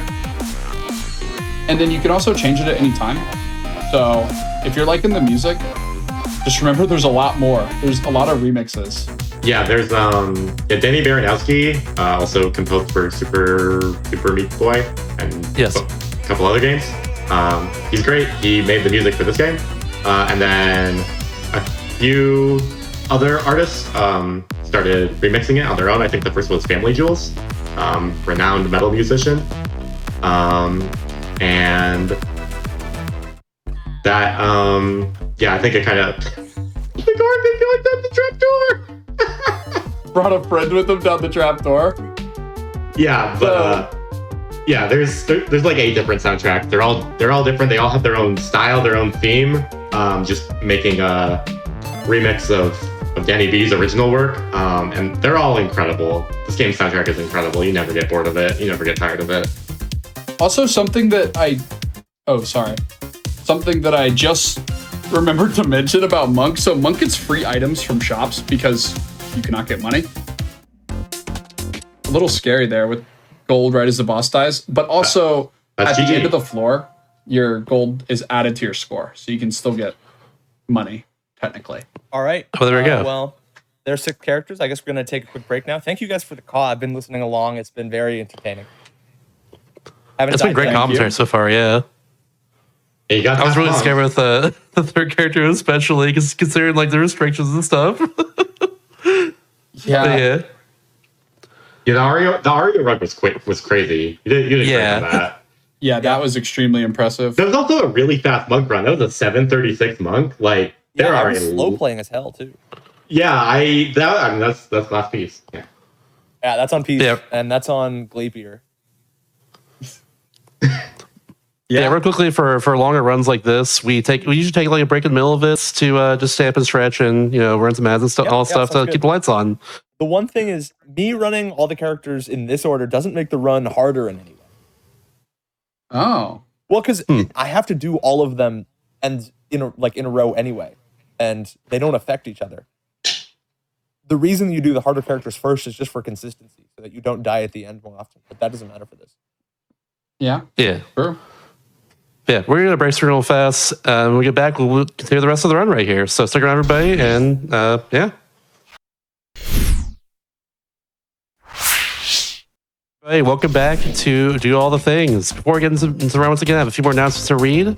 So if y'all want to see if y'all want to do me a favor, join the official GDQ Discord, add the Hotfix role, where you can keep tabs on upcoming events, talk with staff and show writers, and more. Use that smart Discord and Twitch chat for more info, which I'll type for you right the heck now, honestly. There you go. But yeah, if you missed out on any of our shows and events as well, too, check out the VODs also at youtube.com/GamesDoneQuick. And also, while you're here right now, if you want to, it'd be pretty cool. Your subs, Prime Gaming subs, gift subs, and bits streamed on GDQ Twitch channel help support Games Done Quick Hotfix. If you enjoy watching the speedruns, because we're subscribed to the channel. Any primers? Any primers? But yeah. That being said, do you want to count us down to the run once again? Yeah, we can count down. We'll count down from 5, I guess, since Ravio's muted. 5, 4, 3, 2, 1, go. Is he? He might not be listening, actually. Okay, there we go. He's listening. Okay, So we got Dove as our 7th character. Dove is crazy. Dove is we have Dove is a pacifist, and the way that the gameplay changes from that is that you don't have to kill the mini bosses, but your weapon is a flower, which confuses the enemies, so it'll make them run away from you for 8 beats. And then you gotta you don't have to fight bosses either. But yeah, it's trying to beat the game without actually killing any enemies is interesting. It can be very fast because you don't have to kill enemies, but it's also very scary because you can't kill enemies. That was one of the more challenging, especially when you're starting out with doing these marathon runs, these 9 character, 13 character, 17 character in a row runs. Dove also, like Monk, the last character we played, gets 1 free item per shot, but since she cannot pick up weapons, there's only 2 options. And also, since there's no weapons, like Arya, we talked about earlier, there's a small item pool. So, usually not too bad to find armor and other things that help a lot. But that doesn't mean it's easy. There's still a lot of useless items in this character's pool. One of the main things that makes Dove playable is that you start with the Ring of Peace, and Dove also has a big bonus enemy deletion effect, just innate to per person. And that means that you get a lot fewer enemies per floor, but if you pay attention, it isn't really going to feel like that because, well, they're all going to be on screen, all the ones that you see. But usually you take that Shrine of Darkness that Ravio saw in 1.3 when you're speedrunning, because it gives you a map and it reduces enemy aggro because it makes everything dark. But you don't want to do that on Dove because you lose the Ring of Peace, which is kind of your most important asset. So we see one of my favorite mechanics. He confuses a clone, which usually mimic your movements but opposite, but when confused, mimic your movements exactly. So it's kind of stuck to him there. And he dances with it for a little bit, which is always funny to watch. But what I wanted to mention was bombs on Dove. We saw him bomb a couple times, but since Dove is a pacifist, not even bombs kill enemies. The enemies just get teleported away. Well, they get teleported away if you're lucky. Sometimes they just go 1 tile to like the other direction. Yeah, I think we actually saw that earlier. A black skeleton teleported like 2 tiles over, which is not very helpful. But as we actually just saw, you can kill enemies with spike traps and things. Hazards like that will still kill enemies. You can kind of confuse them to force them onto them. But there's usually not really enough time to kind of group up enemies and kill them when you're trying to speedrun here. Yeah, one of my other favorite little details of this game, whenever Dove pushes an enemy onto a spike trap or something, he plays a little "oh no" voice line because she's like upset that the enemy died, and it is always so entertaining to get a big line of enemies and shove them all into spike traps and just have her say "oh no" like 9 times in a row. So funny. It's like, do you really mean it? Do you really mean it? That's pretty evil. Yeah. Dove's evil. Yeah, Canon. That's canon. Zone 4 on Dove. I've said it every time we've come to Zone 4, but definitely the hardest zone in the game. But on Dove, a lot scarier than other characters, probably. Yeah, I mean, yeah. Oh, we teleporting away the baby mummy. Oh, by the way, we didn't mention this. So, like, there's a whole lot of puns in this game. Like, maybe you noticed with like Coral Rift. It's it's a coral reef, but it's a guitar, so it's like a guitar riff. The mummy mini bosses. The big one is called the mommy, and it makes little baby mummies because it's the mommy. And I really like that one. Yeah. There's a lot of great puns in this game, especially the bosses. But there's still plenty more. We don't get to talk about any bosses this run since, like Booker said, does just skip straight past bosses. Which it's pretty nice. When you can't kill anything, killing a boss would be pretty hard. But, so yeah, that also means this 5-3 here will just be the last level. Which is always pretty cool. Ravio played this run beautifully. Didn't even find armor, which is usually the main thing you look for on Dove. Well, did he get hit? Did he get hit once? I believe so. I believe all he did was break the glass armor. Oh yeah, there was the glass armor. Yeah. Okay, so here's Bolt. Bolt, another one of the hardest characters in the run. You just move on every 8th note of the music instead of every quarter note, and that just makes things so much more difficult. You don't have as much time to react to things, but really that means you have way less time to react to things because there's so much more happening at once, and your brain gets overloaded super quickly. So you're kind of looking for a build that doesn't require a whole lot of thinking. Like that lock shot, that'll help. Yeah, that's the build. Yeah, not the way you can kill the shopkeeper in this game. I don't know if we've seen that yet, but you can kill the shopkeeper and that'll make all future shops empty, and that'll make the current shop item free. And for the current shop items free, and that'll that's something that comes up fairly often because like you'll see items that like require a second mortgage to be able to afford, but you don't get those on we haven't seen that actually. We just haven't seen any. Maybe this one, not this one. Maybe we're not. Yeah, go on. Yeah, I think he might be a bit hesitant to kill the shopkeeper. Yeah, on Bull. Yeah, because Bull is so. And when you kill the shopkeeper, so a zone later. So if we killed on this floor 1-3 on 2-3, a little shopkeeper ghost would pull up and from the exit and try to kill you. Also, funny thing you mentioned right after puns, the shopkeeper ghost is Phantom of the Shopra, which is probably my favorite in the whole game. That's really good. And the shopkeeper himself is Freddie Merchantry, play on Freddie Mercury, which is great. That's a stretch, and I love it. Yeah, the puns are great, and those are probably two of my favorites. And I don't know, Ravio has not spent much time near the shop, but you can hear the shopkeeper sings along with all the songs, which is so beautiful, and it really makes the game. And that's what actually got me to buy the game when I was watching the trailer and went, wait, is that guy singing along? I was like, I gotta play this game. I have to play it. This is amazing. We love dynamic music. Yeah. That's the worst part about killing the shopkeeper is that he does not sing.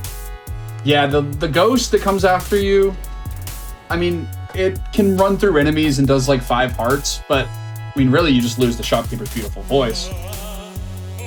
That's really the most important thing at the end of the day. We found a rifle there, and we killed the mini boss with that just for fun. This game is so funny because it's mostly a high fantasy setting with like chainmail armor and like swords and stuff, and then like there's just like electric conduit, and there's like the NecroDancer has speakers on the stage, and there's like guns, and it's just really funny the disconnect. It's just a bunch of random hodgepodge of different settings and items. Yeah, so this looks like the character he's gonna play the safest, which is definitely a fair play because Bolt can go from being perfectly fine to dead extremely fast because of the tempo. Here's another pun boss, Deep Blues, is a giant chessboard, which is great. This is also one of the harder bosses, I'd say, but it's just chess. I hopefully shouldn't need to explain it too much. Mostly because I forgot how to play chess. It's just chess. One of the developers of this game made a mod on the mod portal, and it just changes the Deep Blues. It uses the Deep Blue sprites and makes and edits the interface, and it's called literally just chess, and you just can play chess with NecroDancer sprites. It's so funny. Also, getting another potion, but got tagged a bit there on the way out of the exit and broke his shovel. So now he's onto the shard, which is just the same as a base shovel, basically. I think it is actually the same as a base shovel. I don't think there's a difference at all. Yeah, it's the same. But then a potion here, which is huge, because obviously second life, very good, especially on Bolt. And we have a quartz armor, which I don't think we mentioned, but it limits the damage you take from enemies to 1 heart. So kind of like a mid-range armor. Not very good against the smaller enemies that already do 1 heart. Does nothing against them. Okay, we're fine. That was very scary. I think we're trying to dunk the shopkeeper down the trapdoor. Because if you like make him angry and he follows you down the trapdoor, then he respawns on the next floor and he's not angry at you or anything, but you still get the items for free because he's not in the shop. But Ravio kind of miscalculated distance there. And the shopkeeper does 10 hearts of damage when he hits you. The Ravio should have died there, but fortunately he had the quartz armor, which makes it so you can never ever take more than 1 heart of damage. So that was a very, was lucky. Right as I was talking about it, right as I was talking about being kind of an average armor since it doesn't work against smaller enemies, Ravio used the thing it is the best armor in the game for, which is taking a hit from enemies like Freddy, which do insane damage. Yeah, Freddy does 10 hearts of damage. The Shop Ghost does 5, and we're gonna have a 4/3 Shop Ghost on Bolt, which that'll be not scary at all. Yeah. So here, also, if you listen, you can hear the Shop Ghost sing. Oh, we got hit! Quartz armor coming in clutch again.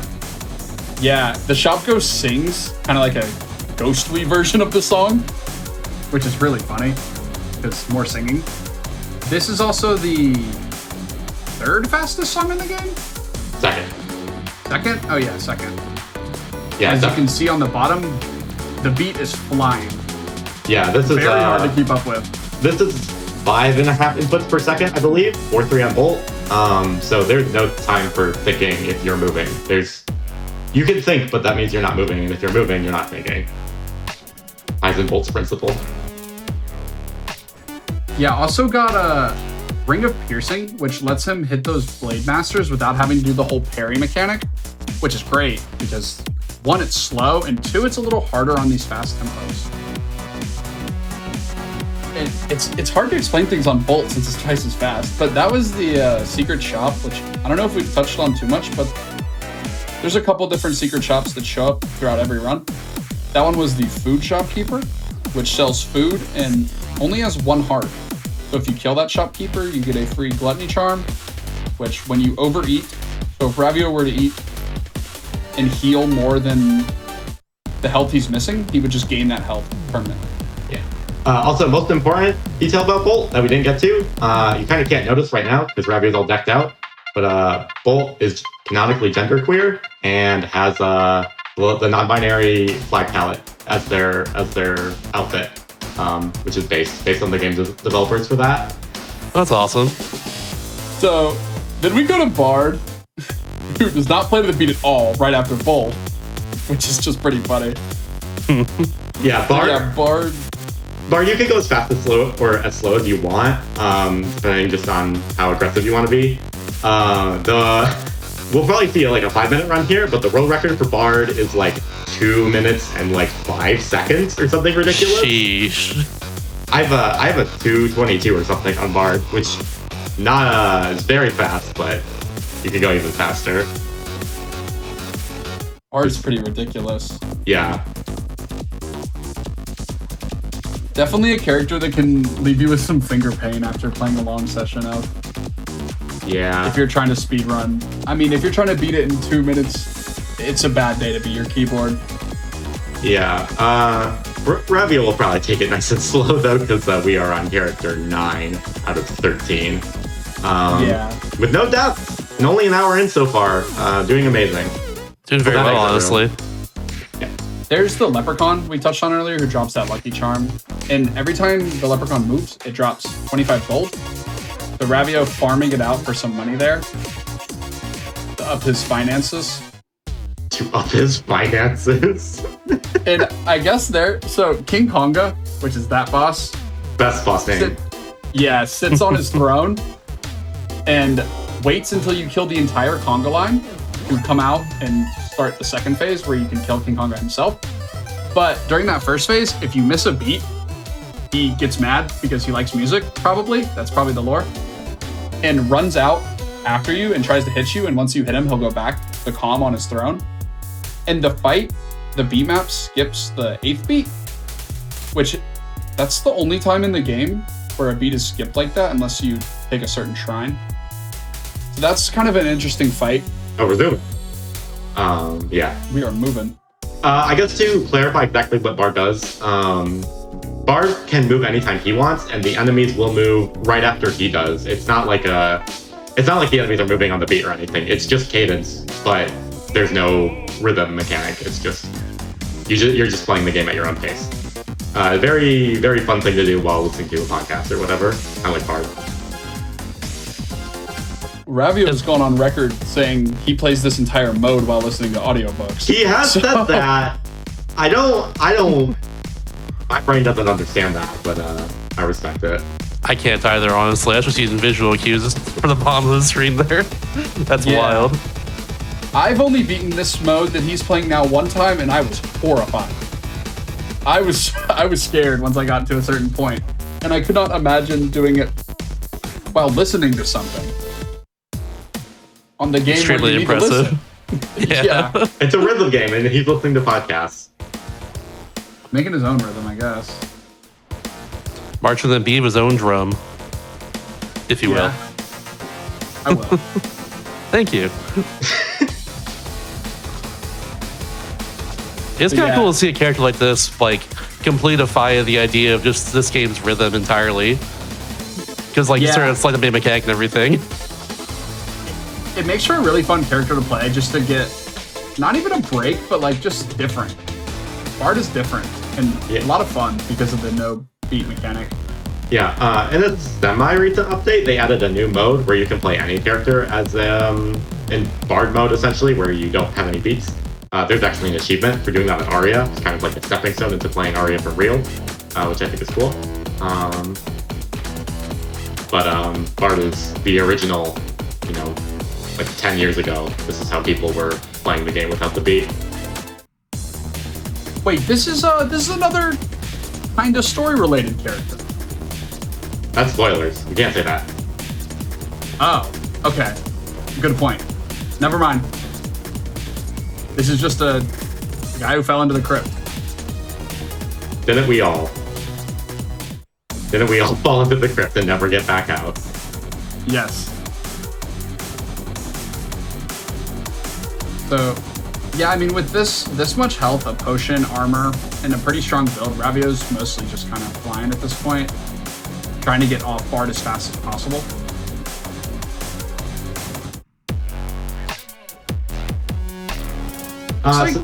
Yeah. Sorry? Oh, I was just gonna say, this game has, we're watching speedruns right now, and speedrunning is kind of the main competitive way people play this game. But there's also score runs where you just try and get as much gold by the end of the run as possible, which is its own whole intricate set of things. You just have to know all the mechanics super well, and Bard score runs are the silliest because you have infinite time because the song doesn't time out.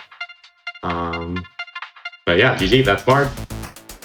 GG. 5:18. Yeah, 5 minutes. All right, so we just finished the 9th character. So that is the original 9 from the base game. This is our first character from Amplified, the DLC. This is Nocturna. She's like the prequel story character. I don't really know how she ties in with the rest of the story, but she also has special bosses at the end. She's also a vampire, which is based, and she can turn into a bat, as we can see right here. She has some mechanics to make her easier. Like she has this bat mechanic. Whenever she dies and close in human form, she'll just turn into the bat right away. As an emergency measure. The main downside of Nocturna is that she has this really weird zone generation where the DLC zone 5, will be randomly inserted into every floor. which can make some floors really messy if it opens up a bunch of walls and just gives you line of sight on every enemy on the floor. Yeah. Definitely a interesting character. Playing I'm a big Nocturna, fan. yeah, Nocturna is I feel like kind of has one of the most widest gaps between like playing her well and just like playing her kind of fine, specifically because of that bat form. It's just there's so many things you can do with that bat form, because when you transform into it, it gives you 2 beats of invincibility and at the cost of only half a heart, and you can do so much. You can leverage that in so many different ways, and it's so fun to try and use that to your advantage when you're speedrunning. Like, there you go. You can just float over the traps. You can get to the trapdoor easier. That's one way you can take advantage of it. Nocturne also starts with the Cutlass, which is the same range as the Longsword, which means it hits the 2 tiles in front of her. But it has a special mechanic that we've seen Ravio using, where if you attack on the same beat that you get hit, you will parry the attack on yourself, and it'll bounce you back. So it makes it great for dealing with big groups of enemies, because you can kind of just sit in the middle of them and attack something and then not take damage. Which is great for Nocturna, because there are a lot of enemies. Because of that Zone 5 lead. It is still a slower weapon, though, because it doesn't move you when you attack. Well, it doesn't move you towards the exit when you attack. And it only hits one enemy at a time, which is... Those 2 properties in combination kind of make it really hard to go fast with. So we're going to check the black chest for a weapon. We're going to get the Obsidian Trident, one of the new weapon type from Synchrony, the Trident there, the second DLC. And it just hits the 3 tile. It'll hit the tile in front of you, but if there's no enemy there, it'll instead hit the 3 tiles, two away from you. And that AoE is one of the things that Ravio was looking for, along with extra damage. This is also, 3 of the weapon types are throwable: the Trident, the Spear, and the Dagger. And the Trident is, like I said, one of the throwable weapon types, which is nice, because you can dispose of it if you want, or you can throw to kill some enemies from far away and then go retrieve it.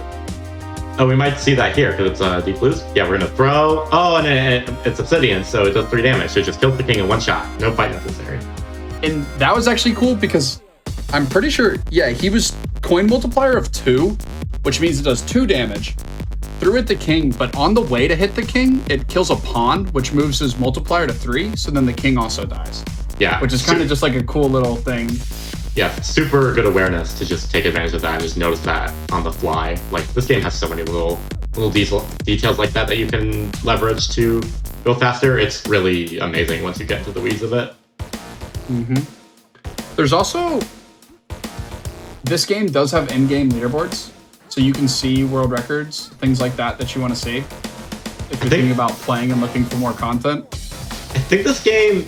Of any game that has Steam leaderboards, this game has the most by like an order, like has like twice as many as the next game or something. Oh, we died! Oh, no! No, little Nocturna starting swarm. Yeah, that's really rough. Yeah, Zone 3. So I think we'll just see him start from Nocturna and finish out the run. Makes sense, yeah. So we don't have to watch the other 9 characters again, because that's a little long. That was an hour in, an hour into that run. But even you see, like, Ravio is like a really experienced player. Nocturna is one of the easier characters. Just, 1 dodge floor, 1 lapse of attention, and he goes down. Like, that is just an example of how brutal playing the category at all, but especially speedrunning it can be. And to say at least going this far into the round without a single death, given how hard this game is in general, that's extremely impressive to say at least. Yeah. Absolutely. I've seen a lot of people say that the harder achievements for this game are like the hardest achievements on Steam or on PlayStation or whatever. And it has some notoriety for that reason. Just one of the most difficult achievements in games is this one. Is the one that Ravio is doing. And we're just doing it on Marathon because he's Ravio and he can do whatever he wants. Yeah, why not? So now that we've died, we get to see the Shrine of Darkness from earlier, which is very scary because there are no lights and it does not need to be darker than it is in the scary crypt. Yeah, you get the Shrine of Darkness is a lot of things. It gives you a map and a compass that show you where the exit is. You can see in the bottom left, there's the map will be filled out. And it also gives you the Ring of Shadows, which limits your vision far away. But Nocturna Batform doesn't actually have she doesn't have any of the effects of items she's picking up. She just has an innate attack. So if you transform into a bat with shadows, you don't actually get the vision debuff. But we found a different ring anyway, so that was that's the main thing with Darkness, is that it's really scary once you're on the Ring of Shadows. But if you can get off of it, then you get to see an additional benefit, which is that all of the torches on the walls go out, and all the light produced by enemies also doesn't get given off anymore. So enemies just never move towards you from a distance of more than like 3 tiles. And that's an insane benefit. Yeah, the less enemies you have to fight, the faster you can get in the exit. So, except for some certain enemies, like the Red Dragon, some of the mini bosses can aggro from very far away. They get quite mad. Like the Red Dragon we just saw there. Yeah, the Red Dragon in particular has a mechanic to make it easier, because it's really scary for new players because it will blast that fire from way far away and do a whole lot of damage. But it has a mechanic where while it's moving towards you before you can see it, it'll be killing enemies nearby it, called trampling. And that'll generally clean out the exit rooms for you, so you're actually really happy to see a Red Dragon in a speedrun, because it means that there's no other enemies in the exit room, probably. Oh, this is so scary. Ravio, please. We saw the transform for the eye beats there. Yeah, that was a really heads-up play. Because while you take half a heart from transforming, that is the only damage you'll take that beat. So if you get hit by something that does a lot more and transform, you only take half a heart instead of a lot more. So it can be used as a defensive tool like that if you're good with it, which is very difficult. Oh my god, he's so big! Gigantism. He's huge. Oh, I can't believe we didn't go to Bat. I love Big Bat. Big Bat's my favorite. And he's flying this run with Nocturna. Yeah, Nocturna generally has a faster early game because that Bat form kind of alleviates the problem of you're on 1 damage at the start of the run, because the Bat form does 4 damage when you attack with it. So Nocturna can have some blisteringly fast early games, and then it all comes crashing back to Earth in Zone 4 because the random extra Zone 5 generation in Zone 4 looks like that. And it's so messy because the ribs aren't contained anymore and you have to fight the entire floor sometimes. Death with Darkness! Yeah, luckily we have Darkness, because if he did not, there would probably... Yeah, you can see there are a lot of enemies and they would all be mad. Also great having a freeze for this. Because like these exit rooms, especially when enemies from previous rooms are catching up to him, it's great to be able to just finish up that exit room quick and get on with your day. Yeah, the amazing heads-up play of simply making the freeze spell appear. Great play there. Yeah, big fan of that one. Oh, also, so there, to talk about trampling, which you just were, the nightmares, the horses, also trample. And it trampled the sarcophagus there. So Ravio did not have to kill the second mini-boss, basically. Oh, we got the hammer! Well, it doesn't look like a hammer because we got it from the mystery shrine, which just gives you a weapon, and it gives you the same sprite for every weapon. It's like, figure out what you have. But this is the war hammer, which hits 6 tiles in front of you. It's very big and very dumb, and many people love it dearly. But we also have the Ring of Piercing to go with it. The main problem with the hammer is that when you attack with it, like I said, you can't choose whether you're attacking in this game. So a weapon that hits every enemy is in front of you makes it really hard to go fast. But at least with the piercing, every enemy that you hit will die in 1 hit because you have piercing and it doesn't care about armor and such. Yeah, and like we saw right there where Ravio placed the bomb and then tried to walk away, but the Warhammer was just hitting the conga line, so he had to take his own bomb damage. Yeah, still a really fast kill to freeze King Konga on his throne and then bomb the throne open. Yeah. But King Konga was frozen, so he didn't teleport away. Very good play. Yeah, unfortunately, a lot of the speedrun shots, we don't get to see the intended way to kill some of these bosses, which with King Konga is killing the entire Konga line and then fighting King Konga himself, which is really cool. And I'm a huge fan of it because Konga line, it's just cool. Yeah, well, but that's obviously pretty slow compared to just bombing King Konga himself off the throne and fighting him. Leaping! You can't get leaping on characters that aren't Dorian, but it's very uncommon, but we do see it in 5-3 here from this last shot. Yeah, so here are Nocturna's special bosses. This is Frankensteinway, second best one in the game. And he's a purple big monster guy, and he has purple electric generator shield orbs that you have to destroy or activate to kill him. But Rabio's just making really quick work of this with the leaping and the big damage from this hammer. Yeah, that was a really fast Frankensteinway. Wow. Yeah, these two bosses are usually extremely slow, so it can make Nocturna difficult to speedrun. Yeah, like infamously taking like 2 minutes on these end bosses for Nocturna is not uncommon. Yeah, that Frankensteinway was so fast. And then here we have the Conductor, another amazing pun, and you gotta destroy these instruments in phase 1, which Rabio's already done, and then she spawns these 5 batteries and does a bunch of attacks. And you just gotta stand on the lines of the batteries and hit enemies, and every shock will deal a little bit of damage to the batteries, and eventually they'll start dying. You can also use the water ball like he did there to just kill the battery in one shot. Yeah, you can short out the battery. Yeah, this is so fast. We're already done. Yeah, wow, that was super fast Nocturna. There's an achievement for beating Nocturna in 15 minutes. Rabio just did it in 8. No kidding. Yeah, and that's not an easy achievement either. Beating Nocturna in 15 minutes is difficult. Okay, wow. This is the Diamond run. So Diamond is generally the same as Cadence, basically, as in there's no special gameplay going on, except for the fact that he can move diagonally, unlike other characters. Yeah, so Diamond is like his own whole special thing. I know some people speedrun this game just for Diamond, like they only speedrun Diamond. And he the Crown of Thorns! Okay, so What just happened? So he picked up an item, Crown of Thorns. It does half a heart to you on pickup, but every 10 kills you heal half a heart.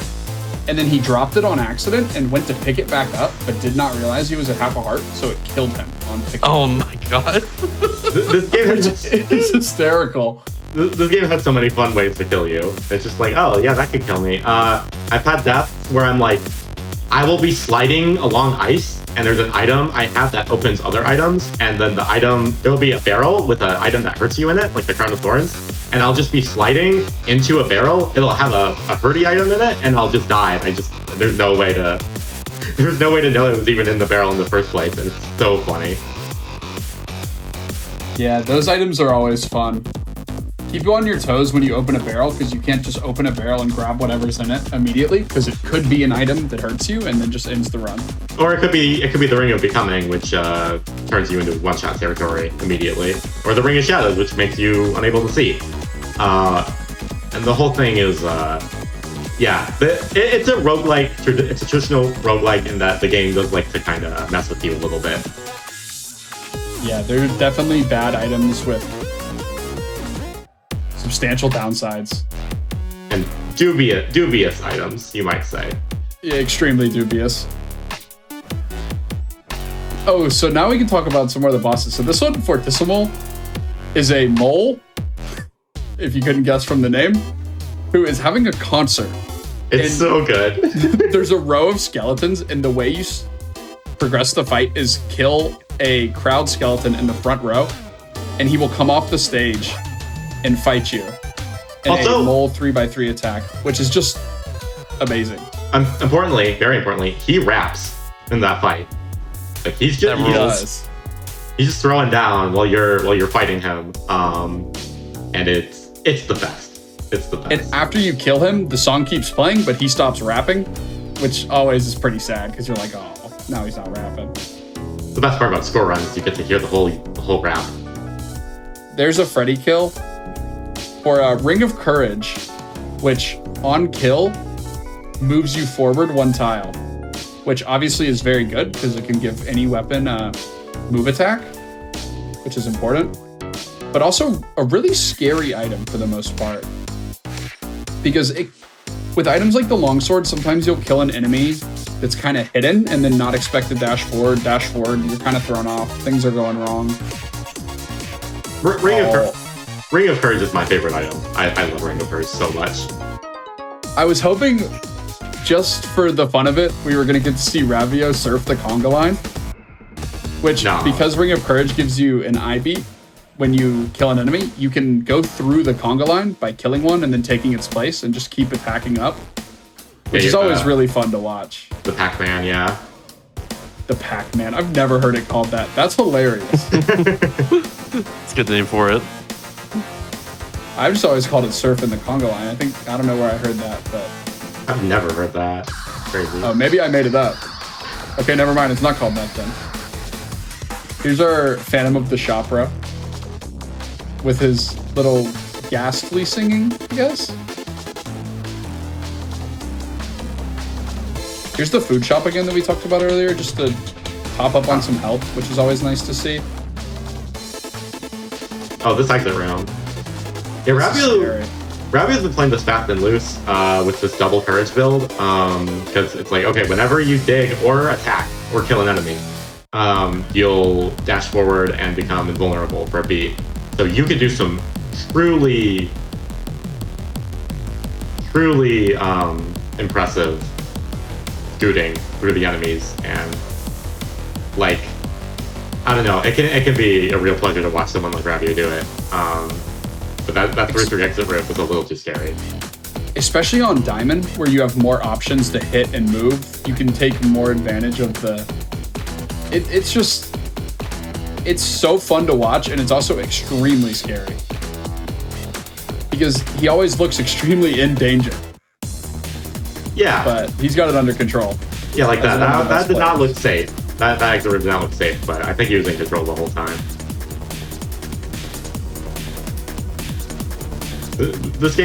Playing this game is it's visually very impressive because of the, just how, if you have mastery of the game, what the gameplay ends up looking like. There's a teleport monkey. This is the one exception to you have to play all of Zone 4, is that there's monkeys where if they grab you, they'll just teleport you anywhere on the floor. They could take you from the start to the end of the start, or they could take you exactly to the tile you were at. And yeah, Ravio took one, didn't really get us towards the exit at all, but that was beautiful to watch, by the way. Yeah, that exit room. That's a showcase of what Courage can do in some of the best players' hands. I mean, it looked scary, but he was immune almost every beat in that exit room, so there was never really a threat. I love just walking up to Coral Rip and just taking the hug, because like you have 5 parts and you only have 1 zone left, so you're not going to need that health. You might as well use it. Yeah, and we're just, like Ochre was saying, the scooting that can be done with the ring and shovel is ridiculous. Like, a lot of these enemies he's just not going to kill him. There's just no reason to. He's going to run right by him. It's so fun to watch.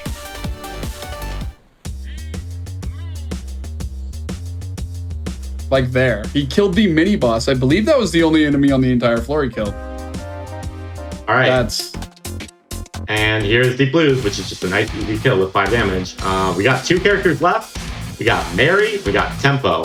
Mary, I know Juice has some opinions on Mary. Mary has a lamb following her at all times, and if the lamb dies, Mary will die in short order. So the main thing that you need to do as at Mary is you protect the sheep while also not dying yourself, which is a lot harder than it sounds. This character is so difficult. In my opinion, also just one of the hardest characters, and probably the main downside to doing what Ravio's doing in playing this in order, because now the second to last character is debatably the hardest in the entire run. And yeah, Mary's another character kind of like Monk, where you need to do a bit of relearning how to play, because your highest priority is not yourself, it's the land behind you. Yeah, it's actually pretty common to run blast builds on Mary, because it really feels like that if you get hit, you're kind of gonna die anyway because of the lamb, who we call Marv because of the way the game's text displays the name Mary. So the lamb. Wait, that's why? Yeah. I thought it was just called Marv. No. That was its name. Nope. The Y. At one point, the Y looked a lot like a V, so it looked like the character's name was Marv. So the lamb got that name. That's awesome. That's hysterical. Yeah, What? It's really funny. And this character is probably the scariest in the entire game to watch for me, because just staring at the lamb and seeing it next to an enemy is horrifying, because the lamb, like we said, just has 1 health if it gets hit. You basically die 3 or 4 beats later for the most part. So unless you can get to the exit almost instantly after the lamb dies, you're kind of over. And another character where the potion will not save you, because the potion will not bring your lamb back to life. So you will just continue taking damage every beat, even after quaffing the potion.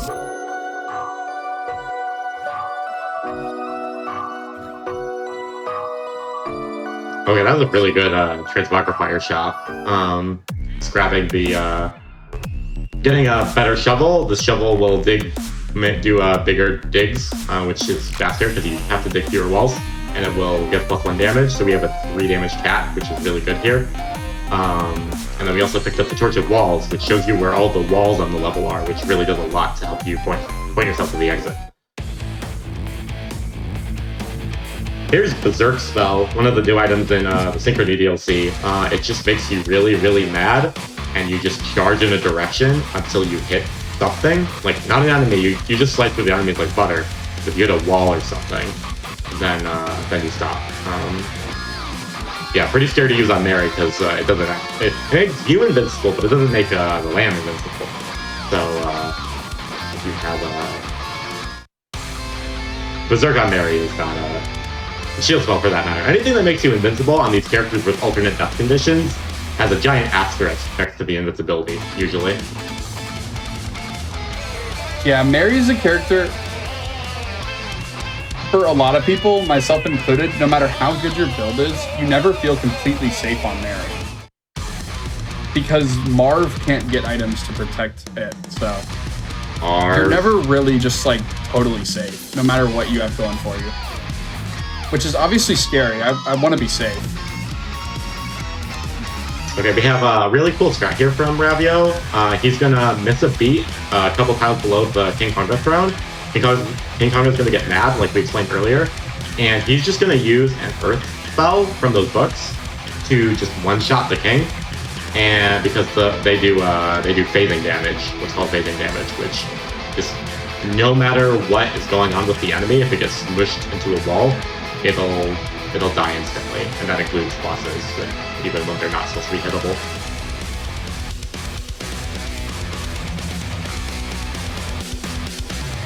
It used to be the case that the Earth spell was even better against bosses than it is now, because it would, if you used it, it would delete the activation tiles when you entered the boss room, so you could just not start the fight.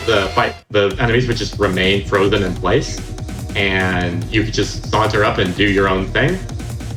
They patched that out, unfortunately. I thought that was really funny, but it doesn't work anymore. But yeah, little tidbit of the way Earth used to work. This is so scary. We also, I'm not sure when he picked it up, but the Boots of Pain, one of the other damage items that do damage to you upon picking up, but also a nice fast item.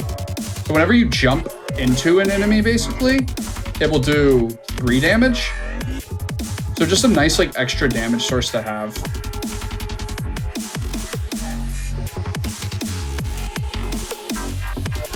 Got 2 pixies there. The pixies are special enemies. You have to let them run into you, and they'll heal you. But if you hit them, they'll explode. So they're kind of you got to be real careful about that. Here's Coral Rip, another boss that gets heavily trivialized by this Earth spell. You just walk up and you swish him, and you move on with your life. There's nothing else to it. Yeah. Earth spell, definitely one of the best spells in the game for speedrunning, I'd say. Makes a lot of the bosses super easy, and is also a great panic. No! It's one of the serious Mary things. It's just there's a red dragon horizontal to you, and he shoots a fireball across, and you don't have any time to react, and then you move in the wrong direction, and it hits the lamb, and you're back to 1-1. Yeah, so that's exactly what we've been talking about with Mary, never really being safe. You just see the red dragon. It just showed up, and then the run was over because he had like 1 or 2 beats to react there and move the correct direction, and unfortunately he did not. This game can be so brutal sometimes. Like, I think he had like 5 hearts. But, yeah, it just didn't matter. You have the sunglasses right away, though. Just happened to get the same item twice in a row at the very start. The +1 damage from the sunglasses. It's really nice. Damage on Mary, I would say, is very important because backing up, having to run away due to not having enough damage, puts Marv in a lot of danger. So generally, you just want to be able to kill everything and not have to run away from it. Which is why, like Oker said earlier, glass is so popular on Mary, because it's a ton of damage. And usually, if you get hit, things aren't going great.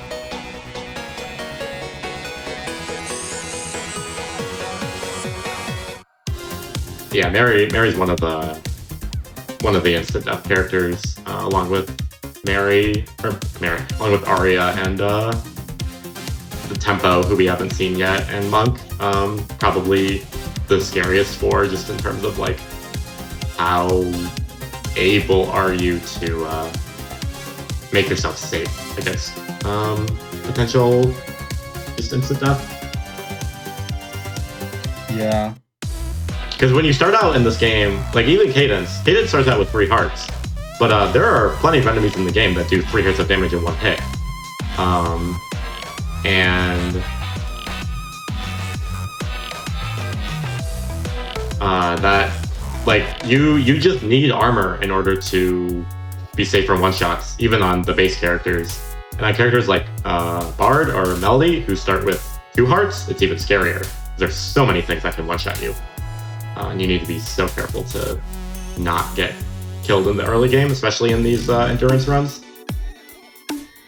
Yeah, also we see he has Ring of Peace, which I believe we talked about before, but downgrades the mini-bosses. So red dragons and blue dragons, and then those earth dragons in Zone 5 all get turned into green, which is nice because obviously the red dragon that ended last run will not show up as long as we have this ring. So there will be no fireballs from downtown by the red dragon, which is great because that is easily one of the scariest things on Mary. King Konga going really fast here as well, especially for such a scary character. Yeah, Ravio's kind of perfected the art of being able to run while terrified. Not sure how. Yeah, unfortunately, on these characters, sometimes the confidence doesn't quite pay off, but... Little scary of a King Konga, but luckily had the shield spell there to just tank a couple hits from the Konga line. Also worth mentioning on Mary, if you are on top of the lamb cannot take damage. So if things get really scary, you can jump on top of the lamb to protect it, but then obviously you take damage, which sometimes can lead to you dying instead of the lamb. So there's a nice it's nice that you can protect the lamb even in the scariest of pinches, but it also just has another resource, your health bar, so you can't just do it forever. Yeah, one of the things about Mary is that she starts with these 6 cookies, one of the food items in the game. But the reason she starts with those is because you can you eat food on the same beat that you would take damage. The food takes precedence, and you heal instead of taking damage. You get like a pseudo invincibility, and that is a so that's kind of just given at the start, so that Mary doesn't end up in these situations where there's like a red dragon or a minotaur in her face, and she just can't. There's nothing she can do, because there is something she can do. She can eat a cookie and prevent the damage from being taken, and that will usually give her enough time to get out.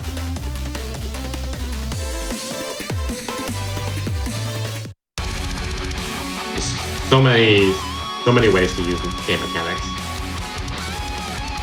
That was a really funny Zone 3 exit room. I said earlier that exit rooms can't have traps in them. That's true, but in Zone 3, the definition of what is considered a room is very blurry. So you end up with like the exit just kind of being thrust into a different room, and so it's like surrounded by traps even though it shouldn't be. Also a very scary Fortissimo fight because of Fortissimo does splash damage when he comes out of the ground. It can be really scary for Mary, but Ravio luckily pretty quickly jumping on the lamb so he doesn't go down there. Also, scary Goblin on the bounce trap there for a second. Hopefully we can see making it through this time on Mary.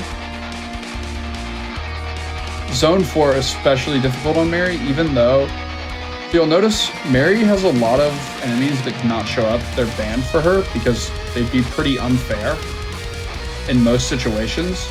Like those Blade Masters that parry and jump at you. Those would be a little annoying on Mary, so they just cannot spawn. And like the Harpies, which can move, I believe, 4 tiles at a time. That's just a little too far. It's a little too far. Also, it'd be really weird if a Harpy jumped on top of the lamb. I don't know what would happen then. Probably game designers said, nope, not gonna deal with that. We're just gonna not have Harpies on Mary, so Mary gets a little bit of an easier Zone 4 because of that. Oh, I also remembered why I brought up the soundtracks earlier. So Ravio's playing with a random soundtrack. Oh, for all of them? I have the stream muted. I didn't know that. Yeah, so he's playing with random soundtrack, which means each floor uses a different remix, and it is random. So this is like, for example, this is the Vert 4-3 remix, and we might see the Family Jewels Choral Riff next or something. Yeah, Vert, famously the composer of Shovel Knight. This game has some really, really good music minds behind it. I don't know how they managed to get so many amazing folks. Yeah, Vert's involved in this game at all. Vert's like one of my favorite composers in general in a video game.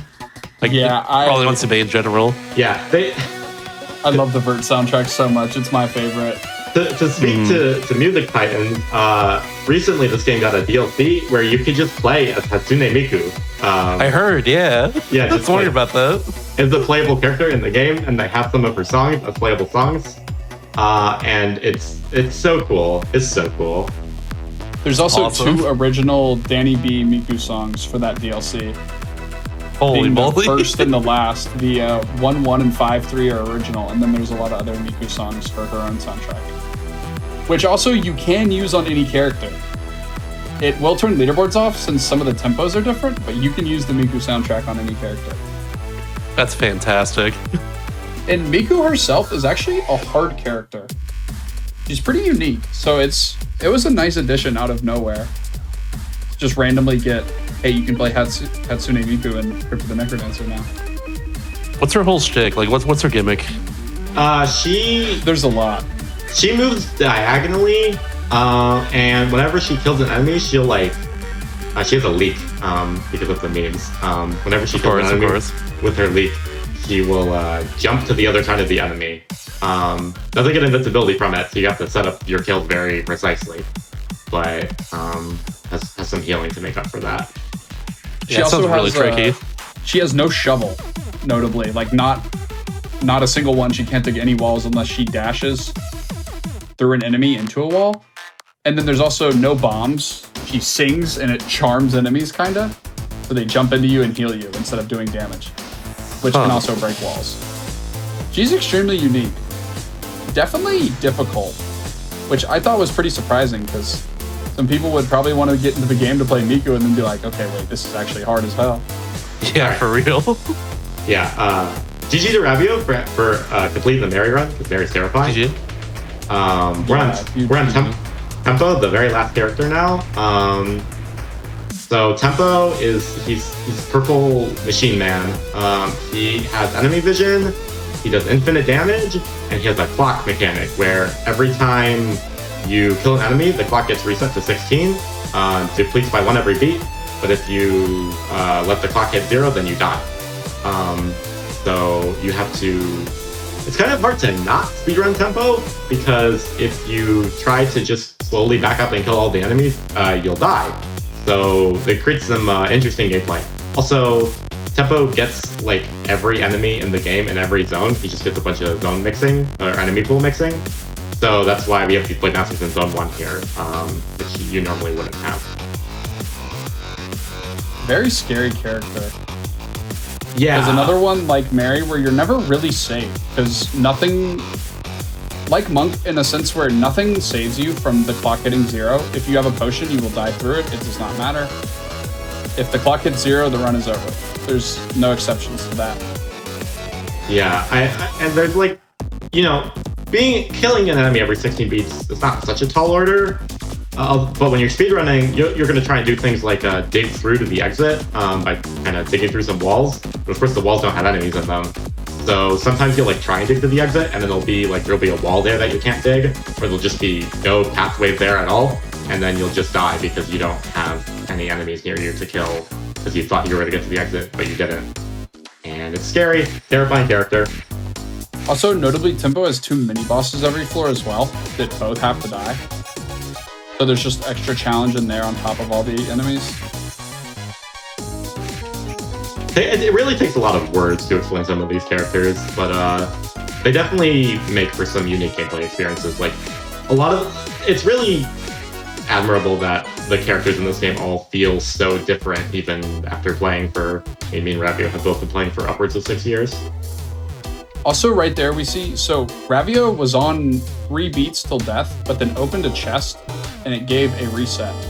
So opening chests are picking up an item, but only for the first time. Picking up an item for the first time will reset your counter as well. Or eating food, that's the other big one. Yeah, or eating food. So there's a couple ways to get around it. Like if you carry some food on you, you can feel a bit safe, because then you have more like 32 beats instead of 16, but like it's still pretty scary because you can never fully rid the clock.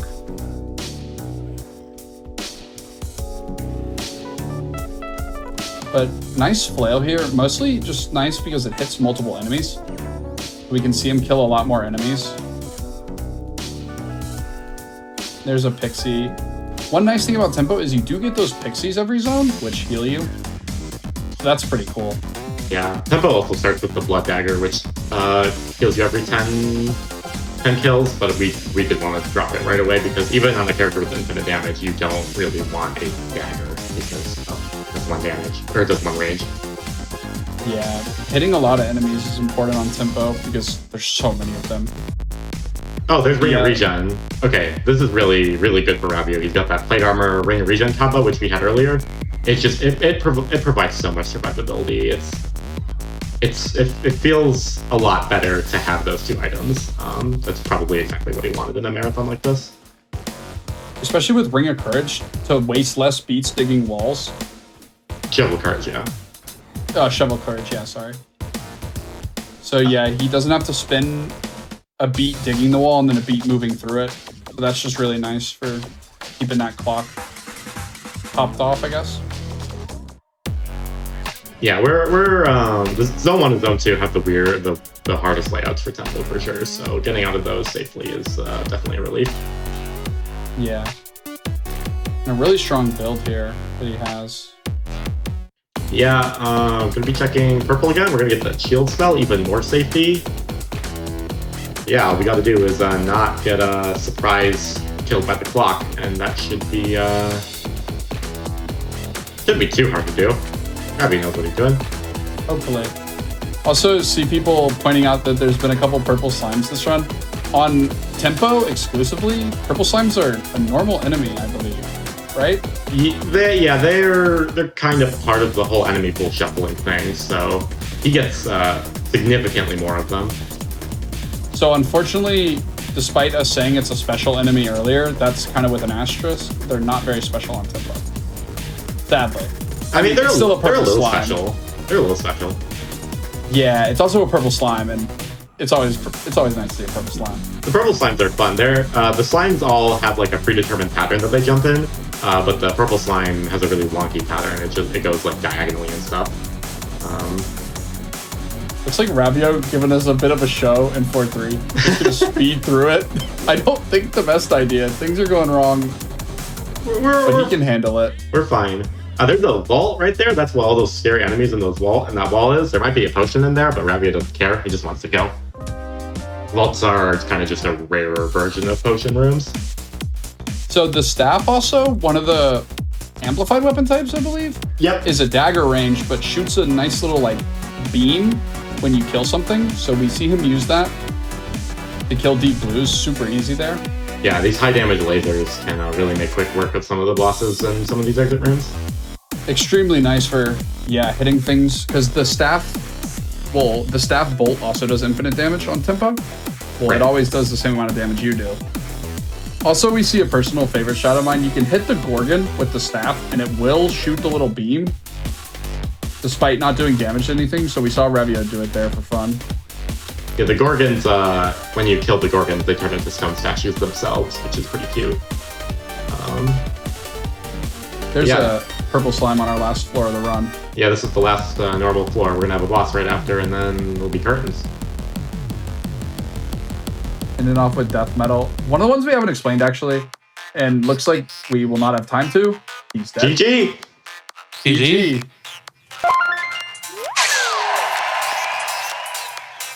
Oh my gosh. Oh, geez.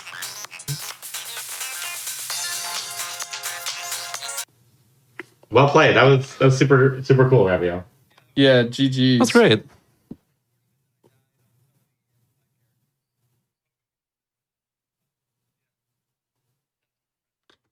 Extremely Yeah. impressive nonetheless. Absolutely. It was extremely impressive all the way through.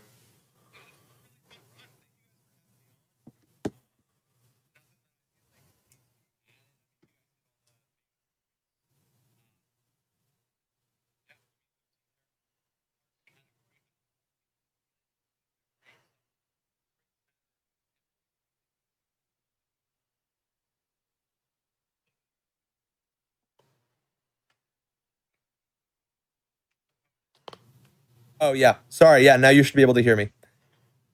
Repeat everything you just said, I guess. Okay, yeah. I had myself muted in OBS so that nothing would come through. I forgot I needed to also unmute there. But yeah, thank you guys for having me on. This was a great time. You can get a 13 character, my favorite category. Play all the characters, chill out, vibe. Be in the voice chat with two of my good friends here. It was a good time. Yeah, thanks for having us on. Yeah, thanks for having us. It was a blast. Absolutely. Always impressive to watch you play 13 character. Yeah.